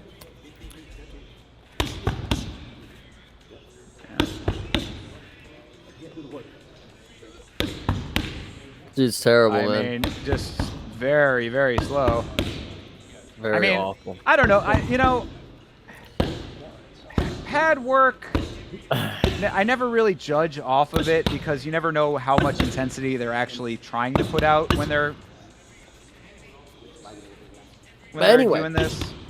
so I wanted to make a point that when everybody saw this, when I saw this after the fight, I said, yeah, I made stupid pick on verdict. And because this guy, Cheaty, is an animal. This guy has got crazy instincts. I know that's the first thing I'm going to start off with, and that's a weird thing, but like seeing just like how his body reacted outside. So when he was in situations, he's kneeing, he's elbowing, and then when Jared Gooden would like slip out of the situation, he would just hit him with a little extra elbow on the way out. Like his body would just like react to it, like just like, oh, here's his head. Like I gotta just get an extra strike in there. Cheaty had him in the clinch. He was eating them up with the knees, the elbows. This was just such a good fight to watch somebody lose because that Jared Gooden dude just he sucks. Like he's just not like I don't know what he offered. Like the striking numbers I'm looking at right now, I can't tell you that he landed one strike. I'm going to tell you that right now. He did not look good in the slightest, in my opinion. Cheaty Yeah, was the all of entire those. story. Yeah, all of those are probably like short shots inside when he was being clinched up because he was so readily accepting being clinched up. Uh, Yes. yeah, so I mean, as I said, this fight infuriated me because of Gooden. I mean, you're right. It was a really really nice performance for Njukwani. This was just a full stop pathetic display as far as Jared Gooden went. I mean, Yeah. he tried to wrestle, couldn't, and Cheaty had a fucking field day in the clinch. Knees, elbows, all day long from Cheaty, the entire fight. That's really the full story of it. As you said, the story of the fight is completely Cheaty and Jukwani, 30-27 easy. This would be, I mean, we talked about Fremd and McKenna getting cut. I would say that this performance reminded me, for different reasons, but it reminded me of William Knight. I don't know if you remember William Knight, but he was a dude who came out here and in his fight, he looked so like he didn't care to be there. He looked like he did not care. That was what like his body language was showing. He was really going through the motions, and he ended up getting cut after that fight that I'm talking about. This smacked of that for different reasons, but the same outcome would have been appropriate in my opinion. Uh, and yeah, I mean, so that's really what I thought about that. I did a little bit of research. If you want to indulge me here for just a second, Okay. because of how bad Gooden was fighting in this fight. I wanted to see if he had been coming off of a lot of losses, because I knew that he had a nice win actually over Wellington Turman in his debut. So I was like, he got a first round finish in that fight. I was like, is this guy like, was that just a complete fluke? What's going on here, right? So I went to his Tapology, and the win before that was in an organization called the UFL, and I saw that the method of victory was listed as stomp.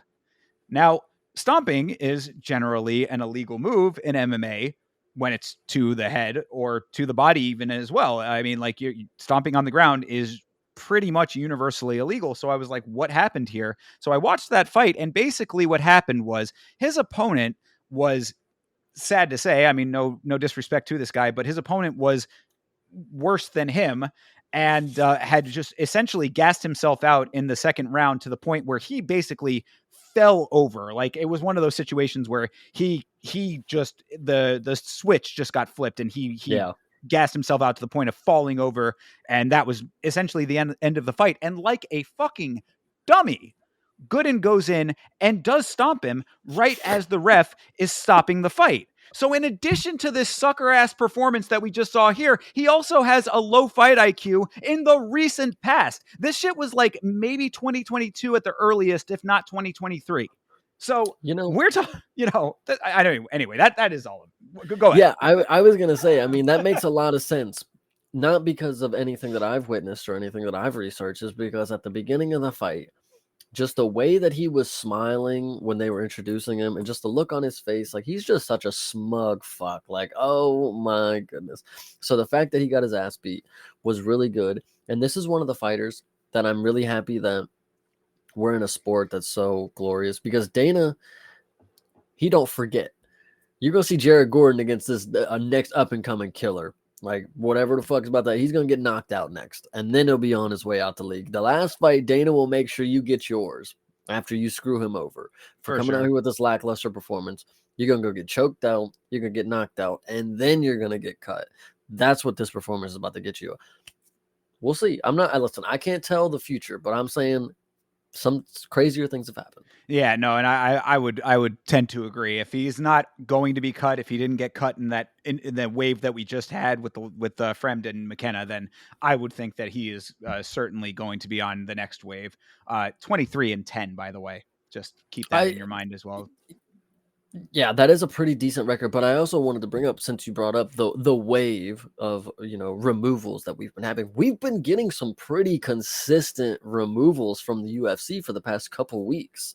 Yeah. What do you think about that? Like, I mean, making, like you say, making room for the new guys, if you're not extra season of Contender Series coming up next year, maybe. I mean, we get it once a year. It's you got a lot of new guys, a lot of contracts going out this year, honestly. I mean, this has been a pretty contract rich run of the Contender Series compared to some of the earlier ones. So yeah, I mean, freeing up some space for some new guys. And yeah, I mean, really, I think it's completely fine, because what it does is keeps every one of these fighters on their fucking toes. In fact, the fact that Fremd was one that got cut just off of the weight miss, I thought was fantastic, because that should also be one of those things that you're constantly considering is, don't think that you can just go in there, miss weight, and you'll just get another shot. So yeah, I'm completely fine with it, dude. I mean, it's like, yeah, occasionally there are going to be some guys where you're like, damn, that sucks. Or you're not going to necessarily have a reason that you can readily go to as to why it happened. Ziggy Mantis from the Ultimate Fighter comes to mind. But, I think that those are somewhat rare, because overall, the majority of these people have had a number of times to either prove that they belong or prove that they don't. So yeah, I'm overall okay with it. Do you feel differently, or the some I do question, but obviously maybe they're just having more maybe more involved talks with the roster, like, hey, is this what you want to continue doing? Maybe they're just cutting contract shorts, maybe they're just getting more involved, maybe the fighters are being more honest, like, no, I don't want to be here anymore because I'll give my opportunity to somebody else. Obviously that's easier said than done, or probably not what people do, but like, fighting ain't for everybody forever. Like, some people just want to end it's a job for some people, not a career. It's like, okay, I made my money and like I'll go do something else now. Yeah, either that or looking for opportunities and more favorable promotions based on the skill set that they have. I mean, Impa Kasanganai comes to mind often when we talk about this kind of a conversation. He was a dude who was in the UFC, wasn't really having much success, goes over to PFL and has now won the tournament, got himself $1 million off of it. So, Yeah. I mean, there are other opportunities available depending on where your skills actually lie and what trajectory you want to be on. So yeah, I mean, I think that it's good. And also really, I think that from the UFC's perspective, they are always constantly having to double down on being the greatest promotion in this sport because there are other ones. I mean, granted, none of these other ones are really giving them any true level of competition right now, but that's not how it might be in the future. It's like, it's the same thing of like Coca-Cola still advertising. It's like, yeah, everybody knows what Coca-Cola is, but they still advertise because they need to maintain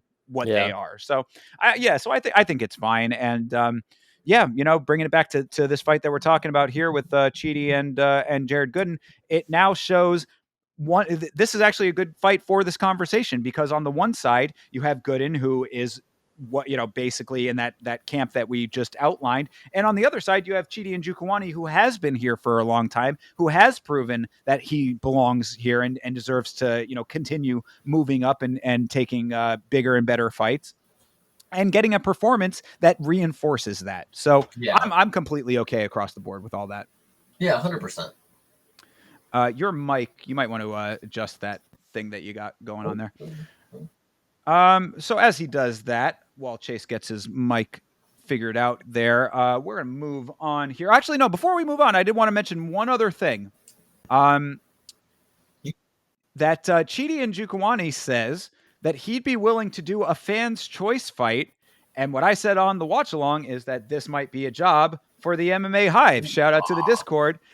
We might have to get a little bit of a groundswell going for Chidi and Njokuani's next fight. And shout out to Bloomis, the homie from the Discord and the chat often. He said that he thought Nicholas Dalby might be a good name for him.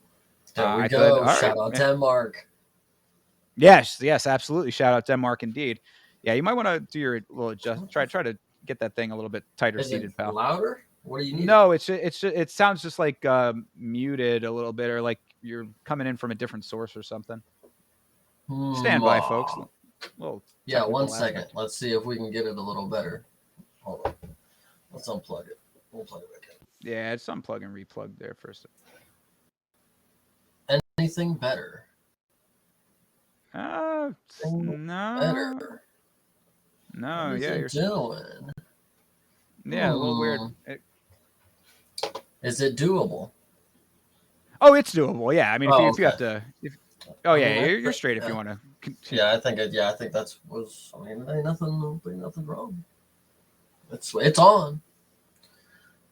Yeah. All right. Whatever. We'll rock with it.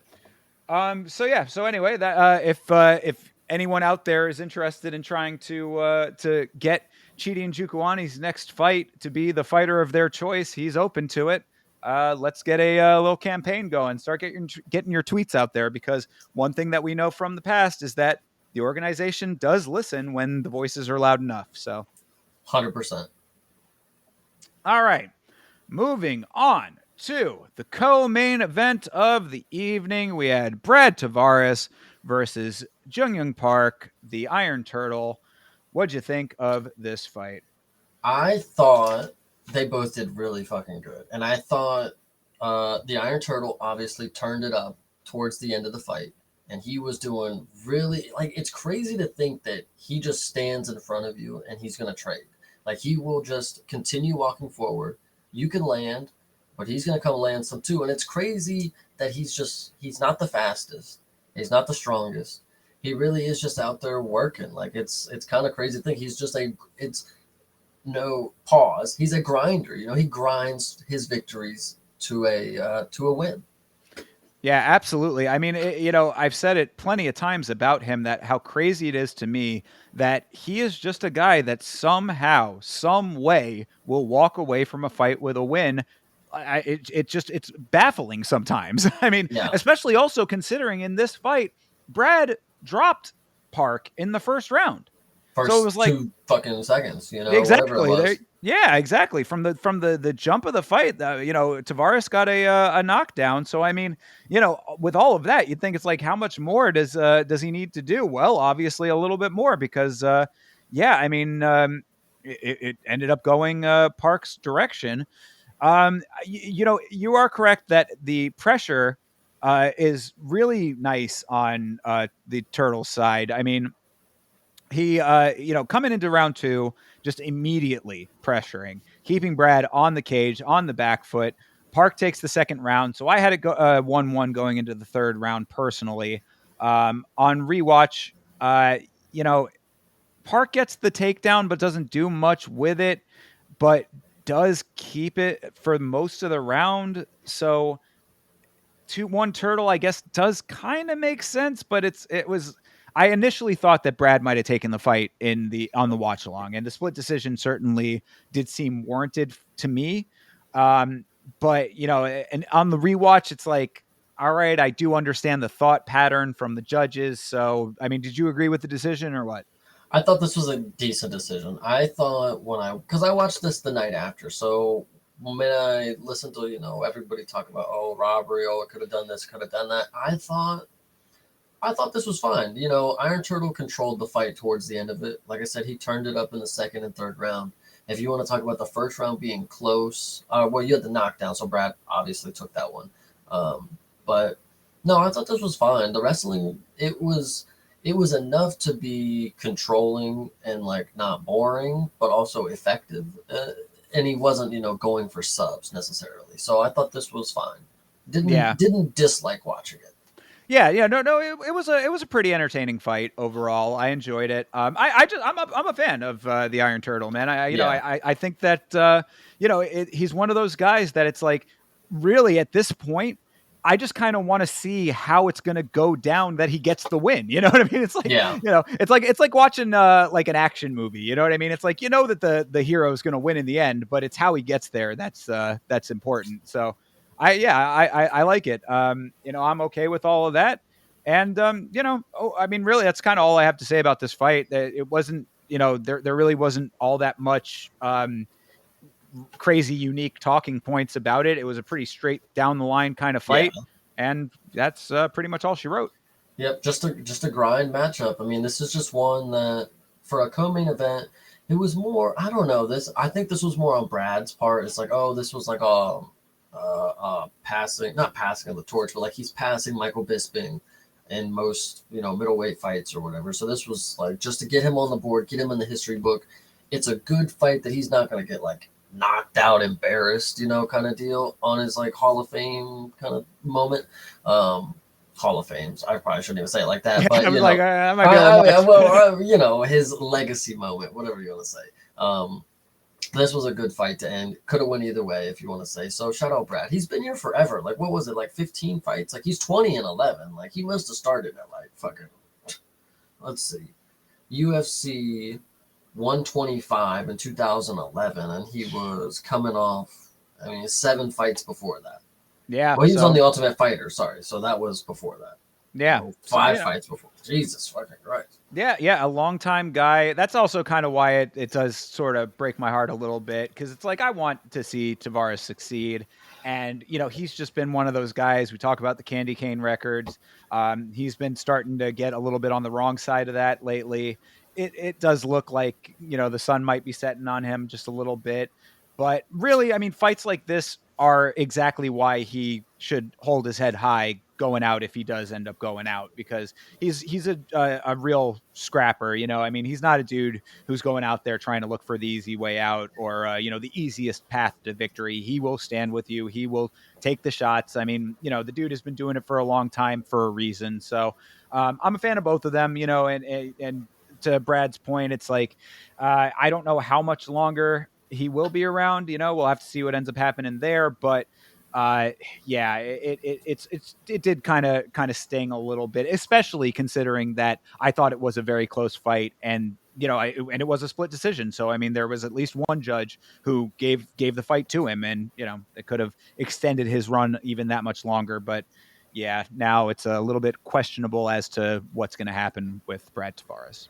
Yeah, and it sucks because like you look at when we talk about what's next, it's like when I look at him, I'm like, oh, this is a dude who actually can compete if he wanted to.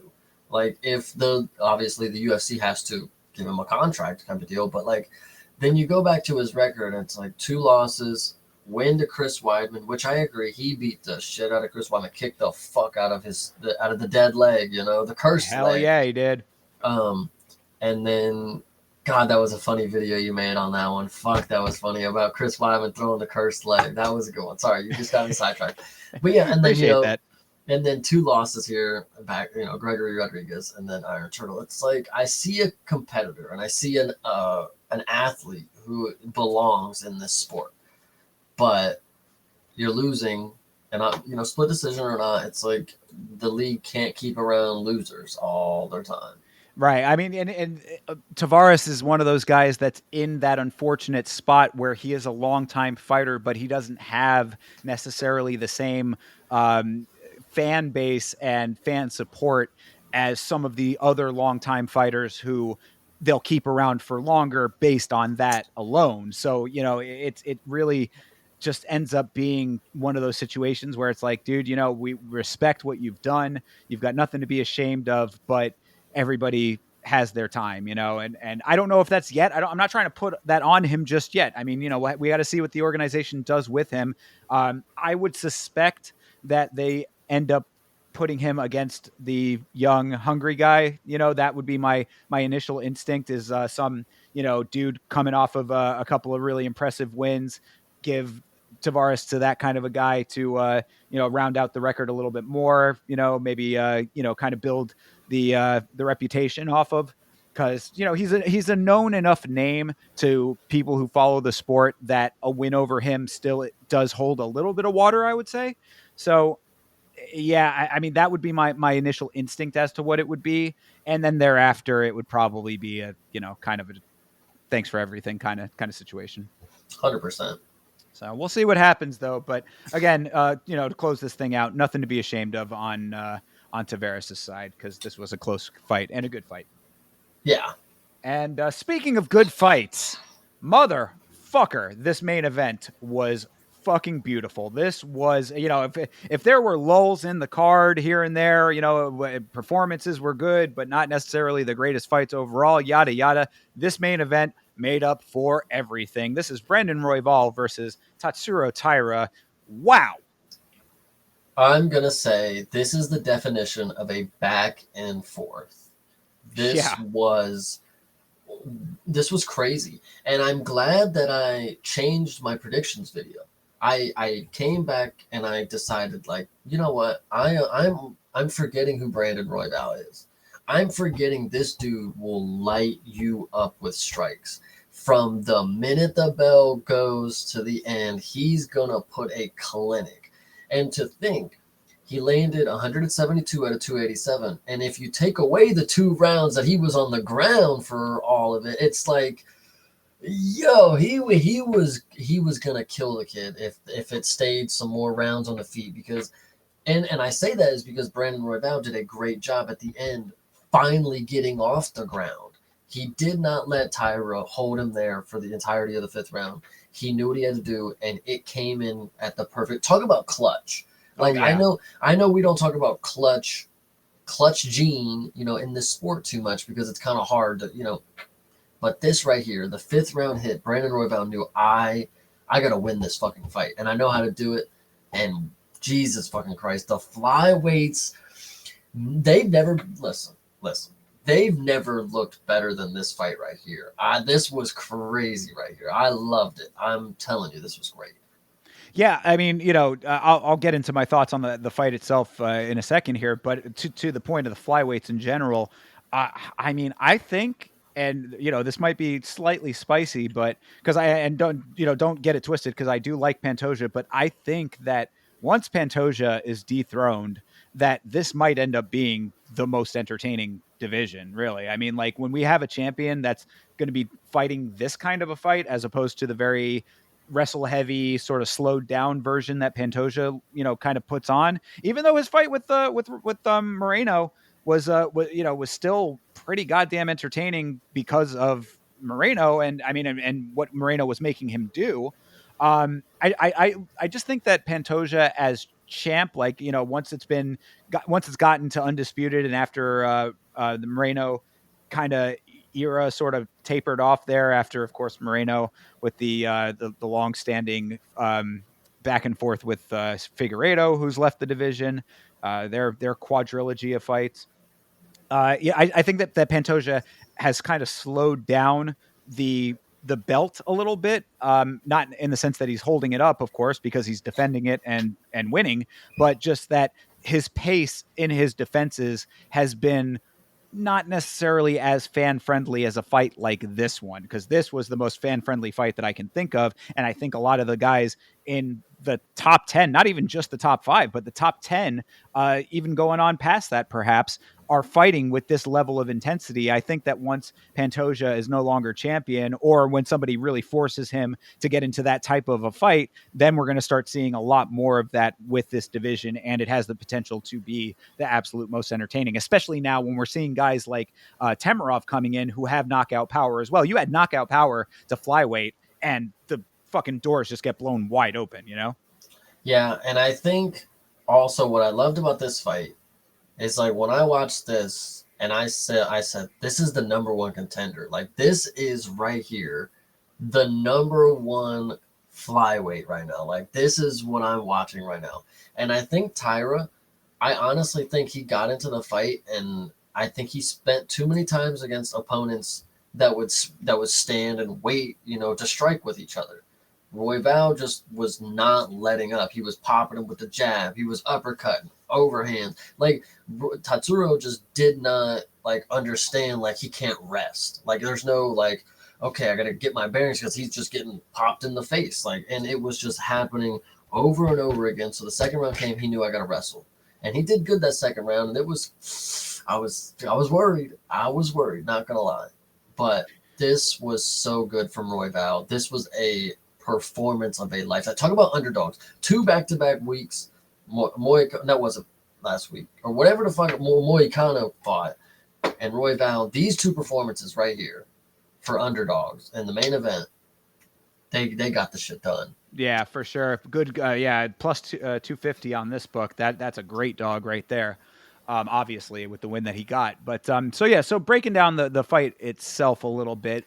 So I I know that I'm going to be in the minority on this one, on the watch along, and even slightly in the rewatch. I understand people giving the first round to Royval.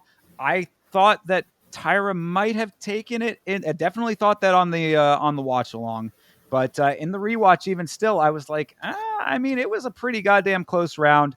I'm not going to. It's not. It wasn't so egregious that I'd be angry about it one way or another, really. But that being said, that first round aside, Royval ends up taking it on 2 out of the 3 judges. One judge did give Taira the first round, by the way, too. So at least I wasn't in the complete minority, but I was still in the minority nonetheless. But regardless of the first round, there was no question about the second round when Taira locked in his own body triangle. And I'm telling you, this guy's body triangle is a fucking thing of beauty. If we were talking about Pat Sabatini having a great body triangle, this guy, I was saying it on the watch along, fucking Royval at times was doing fucking somersaults in the triangle. I mean, just doing complete full on 360 rolls in the triangle, and Taira would just not let it break. I mean, I was like, man, you have such amazing controls. He uses his legs in general very, very well. So shout out to Taira. I mean, you had talked about the acumen of Japanese wrestling increasing over time. And I mean, this fight certainly proved that Taira is elite with his wrestling. Absolutely. A lesser fighter will have a lot of problems with Taira, as Royval himself said, in his post fight. He will be champion one day. Very graceful in his post fight, saying he wants to help him out, and that he thinks that he has all the potential in the world, all that kind of stuff. So shout out to Royval for being a good guy on that one.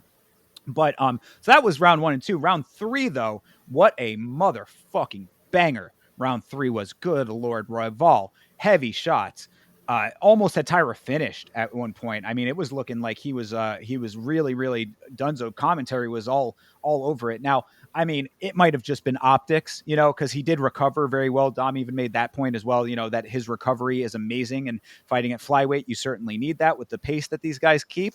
But just the heaviness of Royval's shots was certainly on display. He's got power of his own, and the knee that he landed as well. I mean, I thought that was going to be the one that was going to do it, because it was such a fucking flush knee. He was going in for a takedown, and the knee landed completely, and you saw him drop to his knees, almost like losing for a second. That sort of sunk, not quite there kind of drop to his knees. So I was like, oh, that might have been it, but it was not. And then, after all that back and forth, how about the fact that in the 5th, Royval nearly got a sub of his own? Insane. That was actually my point to make also. Great that you said it, because we maybe underestimate how good Royval is on the ground. And it's because he's that good at striking. It's because we look at him and we're like, look at his striking. Obviously, he's a striker. This dude has 9 subs of his own. He's only been subbed once. You know who that was to? Pantoja. Like, there you go. So Brandon Royval, and to think like he was trying to rip dude's head off at the end of the fight. And I want to argue. So wait, who do you think won the 5th round by your estimate? Oh, Royval won the. Okay. The 5th round, yeah, definitely. Good. Yeah, that 5th round. Okay, but yeah. So anyway, I thought this was very clear. Back and forth, 1 for Royval, 2 for Tatsuro, 3 for Royval, 4 for Tatsuro. So going to the 5th round, I thought like this was it. And when Tatsuro didn't win, I want to say, I don't know if you saw the passion. He was crying after it, Yeah. And hey, shout out to my boy. He's a young guy. Oh yeah. He gonna be back. And I do, like you said, and to make your point with Royval, he's a fucking animal, and he's cool that he was trying to, link up with Tatsuro, that they could learn together. Even you don't speak Japanese, brother. How do y'all go? Like, what do you anyway? Like, how are y'all? I always wonder about that. Yeah, when it comes to fighters from anywhere that don't speak English, like how the training all works out, because apparently the two of them had trained at some point in Colorado together in the past. So yeah, they already were somewhat familiar with each other. All those things being equal, I mean, I thought that look, we talk about good losses for people, right? I mean, this is his only loss, Tatsuro Taira. Yeah. To do what he did to get to here, there is no shame. Obviously, he was very broken up about it, and that is understandable.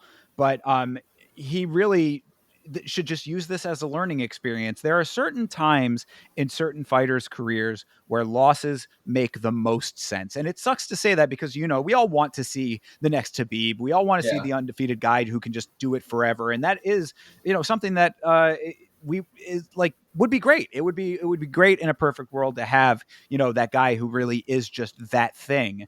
But if you're going to take a loss, there are certain times when it's better than others. And I think that this was the exact right time for Taira to take a loss, because he took a loss at the highest level of the sport. So, you're only going to be fighting like guys of that caliber for the most part, unless, you take a heavy backslide. And that, I think he's like 24 years old or something like that. I mean, he's, like you said, he's a young guy.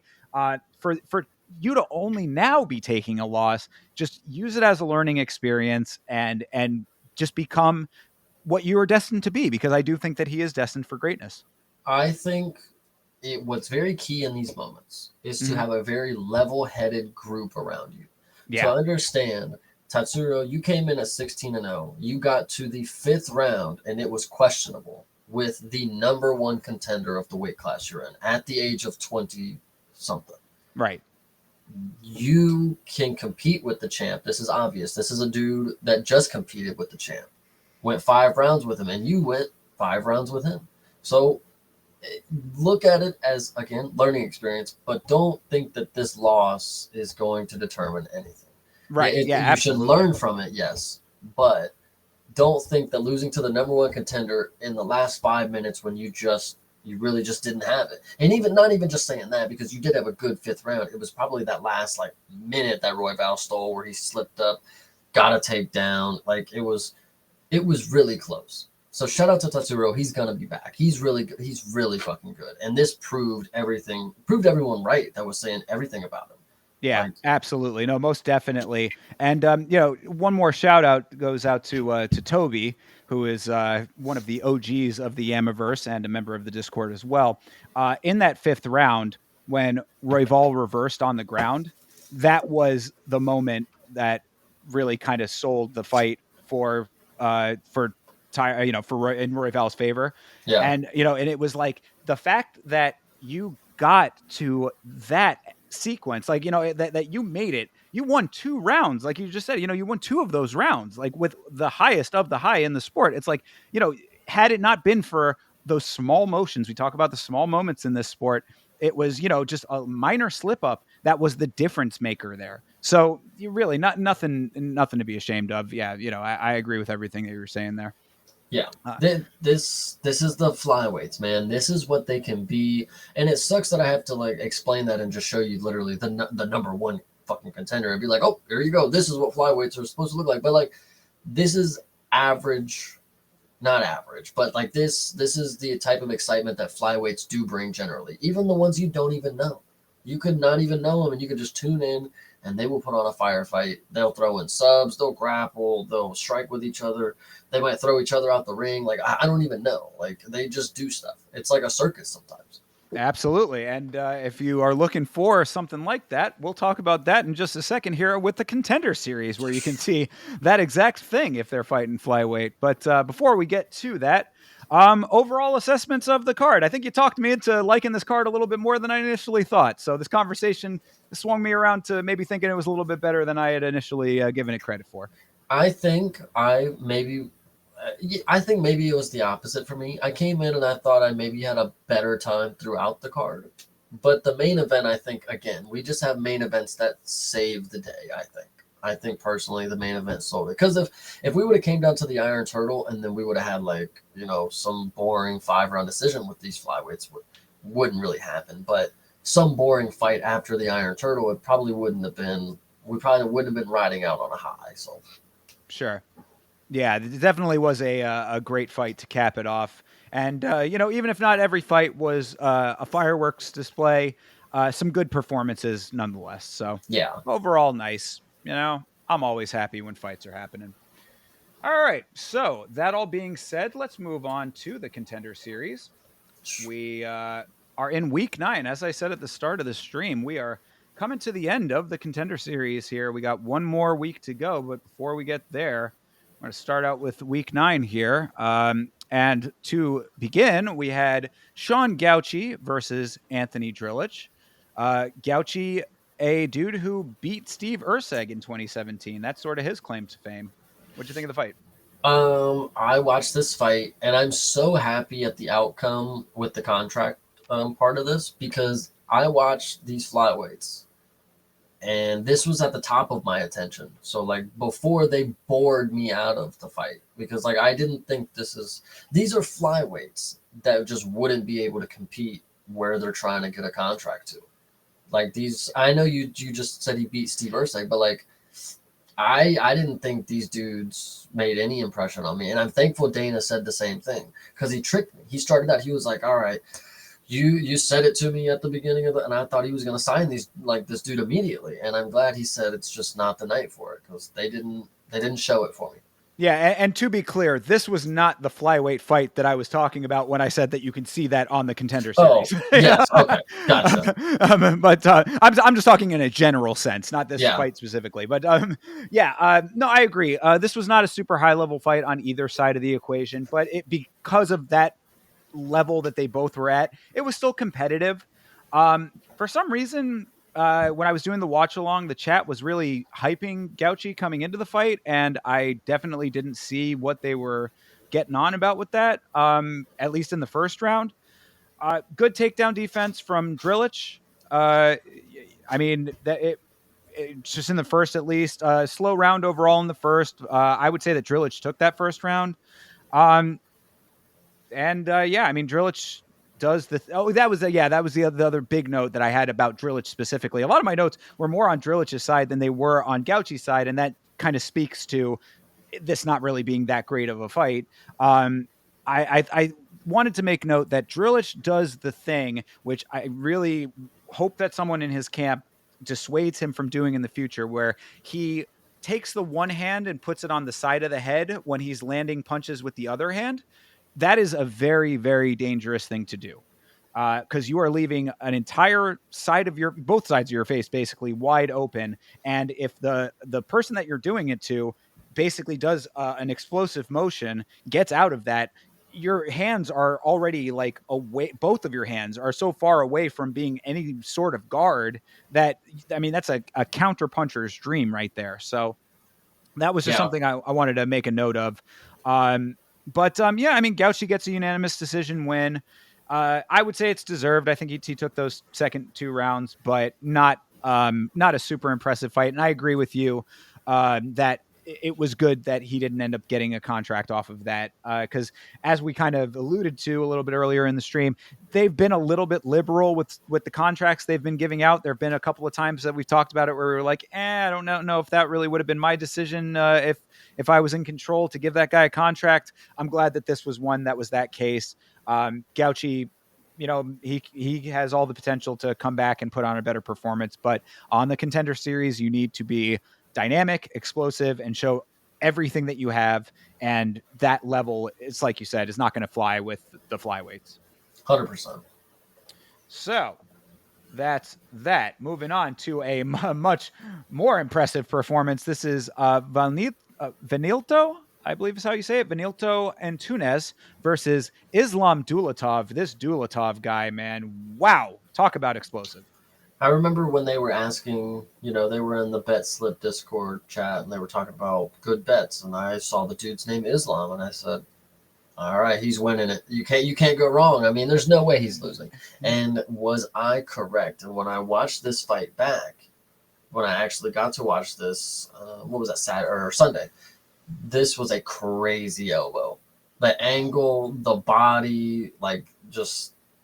Yeah, he killed bro. And hey, shout out Germany, actually. So we don't get many Germans, and they don't get a lot of love, rightfully so. But we respect you guys. Shout out you guys. Yeah, absolutely. Nice to see, Germany absolutely in the camp of the emerging market that I often talk about. But yeah, I mean, obviously Dulatov is Germany by way of elsewhere, but still training and living in Germany. So, that's you can count that as a win. He's flying the German flag when he walks into the cage. That's, that all adds up.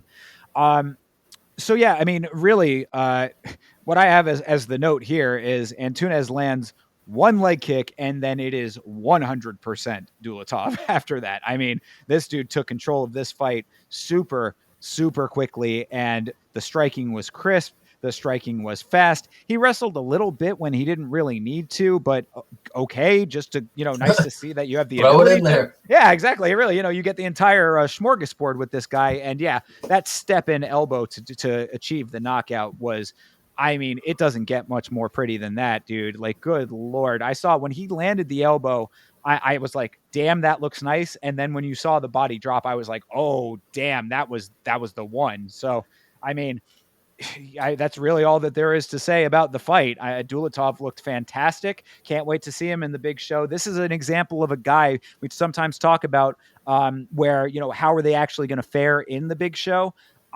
We got to see, him against a higher level competition, of course. Got to see what he actually is like on the ground, because it never went there. But I think that with the level of intensity that he brings to the fight from the jump, he has the potential to do what I often say is the right thing to do, which is be first. Come out with the level of intensity that you want to keep. And if you can keep that pace, I mean, they're fighting at welterweight. It's right at the cusp of where the gas tank starts to be a little bit more of a major factor for these fighters, fighting a little bit heavier.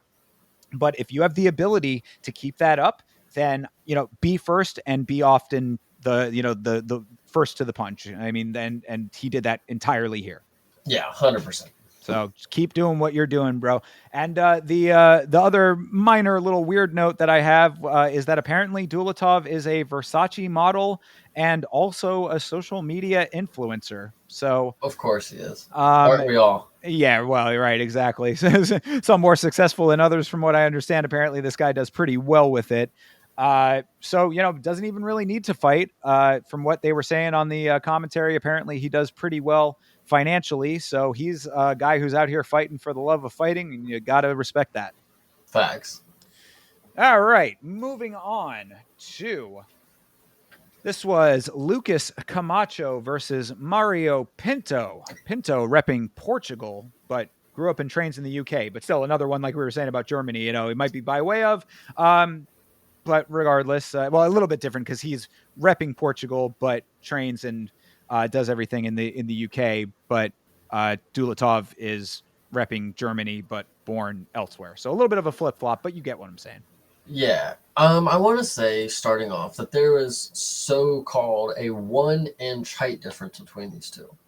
And I don't believe it, because Mario Pinto was huge. This dude is massive. Yeah. And his striking, listen, he got the knockout. So that's really all I need to see. I mean, I don't really need to see too much more at these heavyweights, because I just saw a heavyweight matchup, on not a pay-per-view, but on a UFC fight card, and they didn't even make it past the second fucking halfway of the second round. So I don't need you to do much. Just go out here and get a knockout in the first round.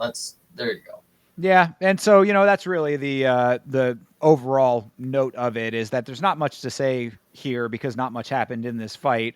The knockout was just a swiping hook from Pinto that ended up doing it, and that was about it. This does not really give much of an indication of anything, except for that, like you're saying. I mean, it was pretty much just your standard heavyweight fight. I don't necessarily have a great feeling about Pinto based off of it because we don't know. So, go out there and have to prove a little bit more in order to give me a better impression one way or the other. But he did get the knockout, so we'll see what happens. I actually want to I'm not going to take back anything, but I want to add to it and say that I remember now that, additionally to how tall he is and how big of a fighter this dude is, his kicks are very impressive. He's got good mobility.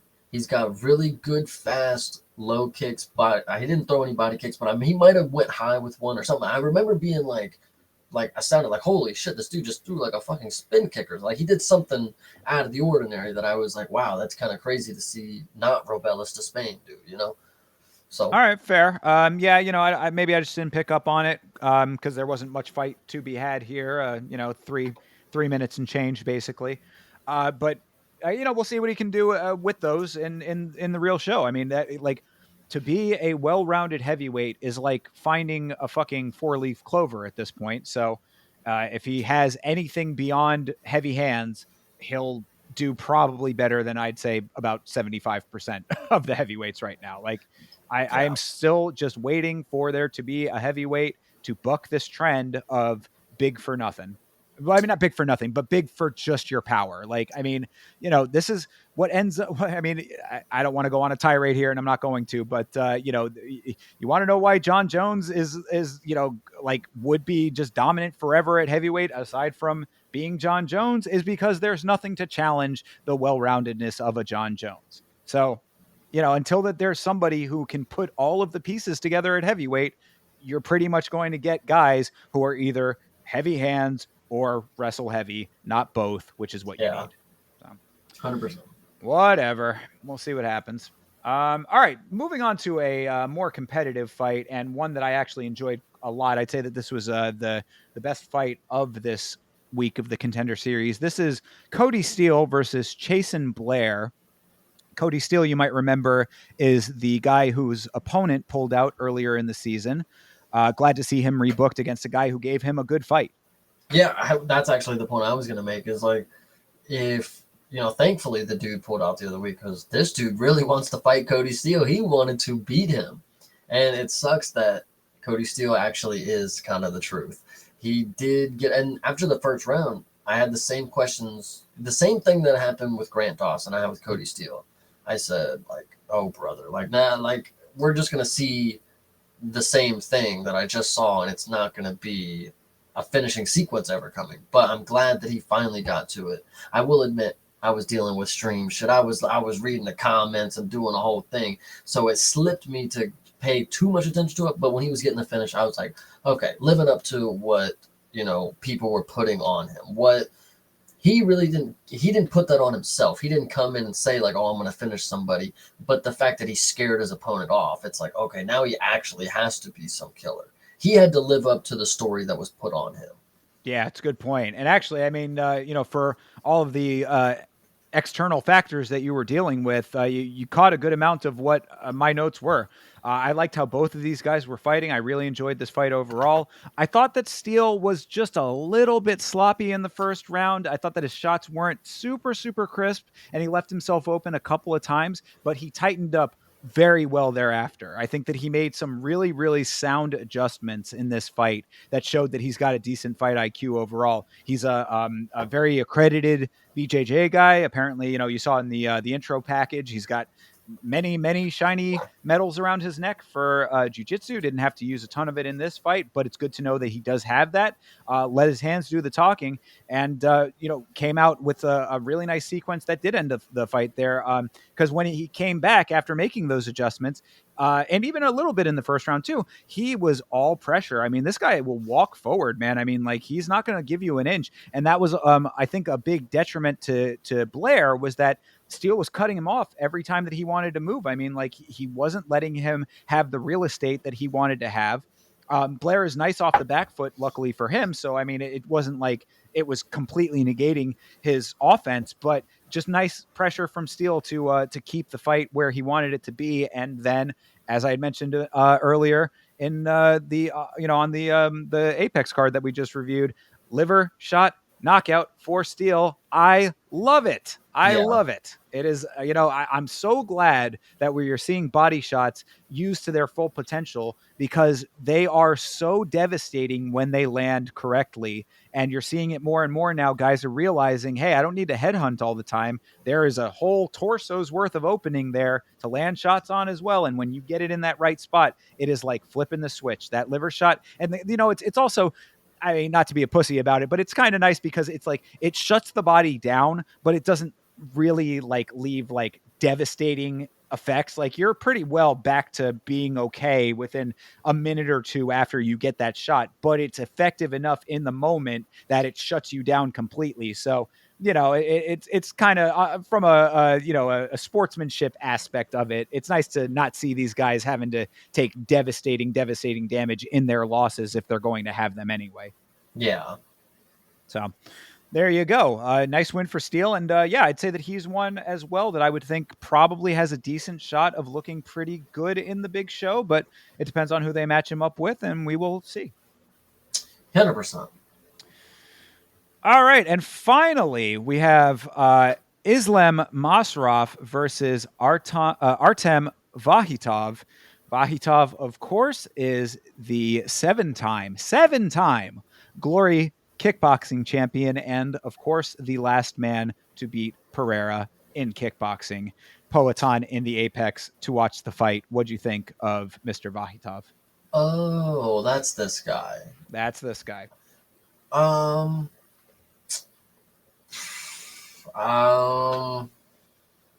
Didn't really do it for me. I'm not gonna lie. Yeah, I mean, that's kind of what everybody was saying. I mean, first going into the fight, everyone was like, "Oh, this guy can get submitted, no problem." First, even before that, take one step back. He was 2-1 coming into this fight. So the fact that he's even getting a shot on the Contender Series is a little bit wild anyway. Of course, he's getting, the reasons I just laid out are why that all came to be, of course. But that being said, 2-1, still, you're 50% loss ratio there is, that's a little bit sus coming in. And then everybody was like, this guy, there's no way he's got any ground game.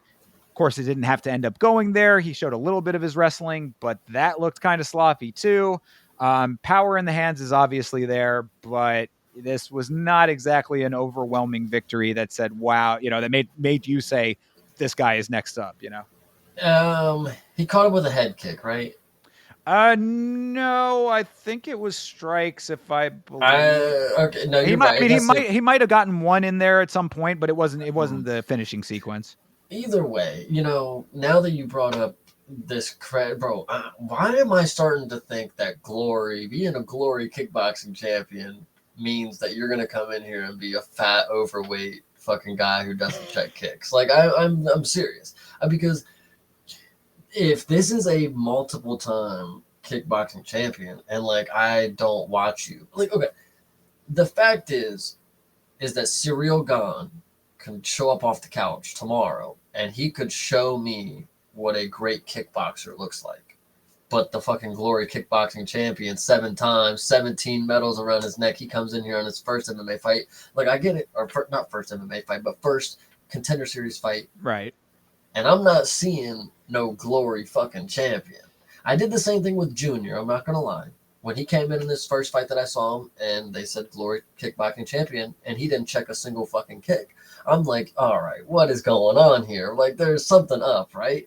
So this right here, being 3-1, you get a ham-fisted opponent because obviously you're not that great. They know it. They just need the publicity to get you in the league. So they give you another 3-1 opponent, or 3-0 opponent at the time. Is like name another opponent that's coming to the Contender Series without 5 wins at least. Like I know Right, it's yeah. kind of crazy. Like 5 sounds even littler than, but like 3 is ridiculous. Coming in at 2-1 on the Contender Series, Dana.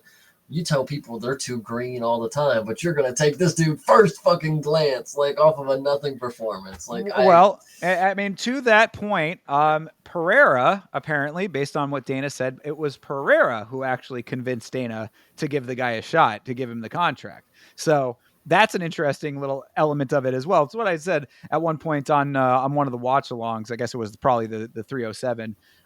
Was that Pereira, at one point I had said that he is a hater. He's like a guy who never lets go of previous opponents who have beaten him. What I think is actually a little bit more accurate in a weird way, he's a guy who wants to fight you until you get better. is kind of what I get from Pereira, because it's like I don't know if like it was a hater thing to like say, hey, give this guy a shot and then maybe I'll be able to beat him again to avenge the loss. Obviously, we know about Pereira and Israel Adesanya. That's a whole saga in and of itself.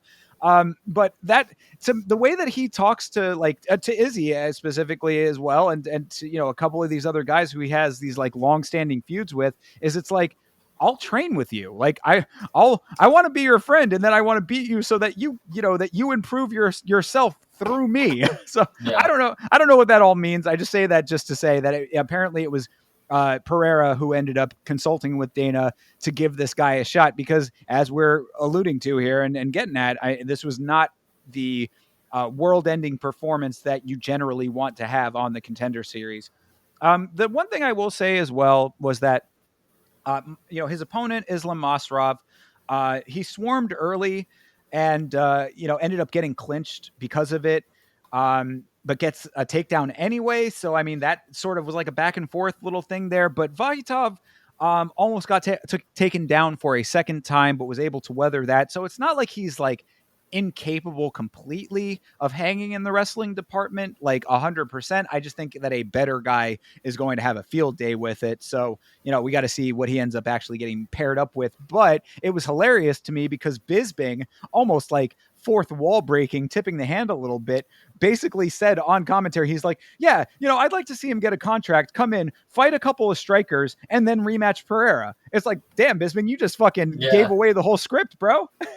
yeah. That shit is crazy. And I also want to make my last point Mm-hmm. is that unfortunately my name gambling option, it was not the right choice, because this is actually the Islam that I would have said to put money on, the one with the E. Yeah, yep. So he would have got beat up, I guess, by a bum. So I would have been upset on that one, and that would have been on me. I would have lost a bunch of people money on that one. But you win Fair some, you enough. lose some. Yeah, there you go. So all in all, 5 fights, 4 contracts awarded. Dulatov, Pinto, Steele, and Vahitov all get contracts. I think that we've kind of already got at it, but you're pretty comfortable with that. I am comfortable with Okay, sure. I mean, I guess if I have to give the last guy a fucking contract because he's Alex fucking ex Right, rival or yeah. something. Yeah, it's all right. I want to make a point actually because I didn't get to. Sure. There was 5 fights on this. One Yes. of them, which is already not 6. Isn't there normally 6 or is it No, normally it's 5? always 5. I feel like this felt a lot shorter for some reason. Maybe because it was a lot of finishes. But either Yeah, way, finishes, yeah, for sure. so originally it was going to be a 4-fight card because Cody Steele had to come into this card. So what was the how No, exactly was this going to work out? Did they move yeah, somebody back or that's somebody what going I to come think on next happened. season? Or Yeah, I think it was one of those. I think that they basically just rearranged a little bit of the later part of the season to get Cody Steele back in there. Is what my instinctually I would say anyway. I'm not right. 100%, but yeah, I mean they it's always 5 fights, and yeah, somebody just probably got bumped, honestly. Good deal. Well, yeah, it was all right. It was fine.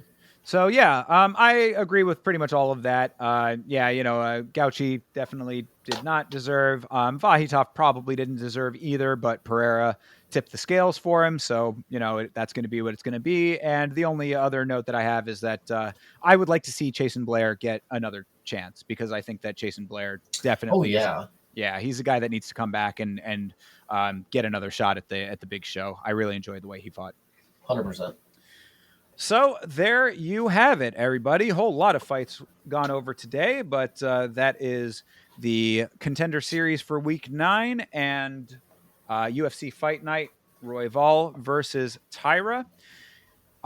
We've got coming up next week, it is Fluffy Hernandez versus Michelle Pajeda. That's I'm looking forward to that one. We will be doing our individual watch-alongs, internet permitting, of course. So you can find me doing a watch-along right here, youtube.com/@YamaShow. I am Yama Show on Twitch, Kick, and Trovo as well. Last week's fights. We'll come back next Monday to talk about all of those fights and the final week of the Contender Series. And we always start at 9:00. If we don't start at 9:00, we will start later than 9, and I will keep you posted on that on Instagram and on Twitter. And Chase Parton, I know that you can tell them where they can find you for your watch along. They can find me on YouTube every Saturday. The UFC has an event, watching the fights on youtube.com, of course, /@CP Smalls. There you go. Make sure you follow my boy, subscribe to the channel. Catch him on Twitter as well. You don't be wanting to shout out his Twitter as much all anymore. Right. But... Twitter, I got you @CreativePartin, PARTIN. Find me there for some fun times that I maybe occasionally sometimes have. gotta pry it out of him. But yeah, follow my boy on Twitter as well. So yeah, we will be back next Monday to go over all of the upcoming fights. Thank you very much for hanging out with us. And until next week, everybody, take good care of yourself. And as always, fight on.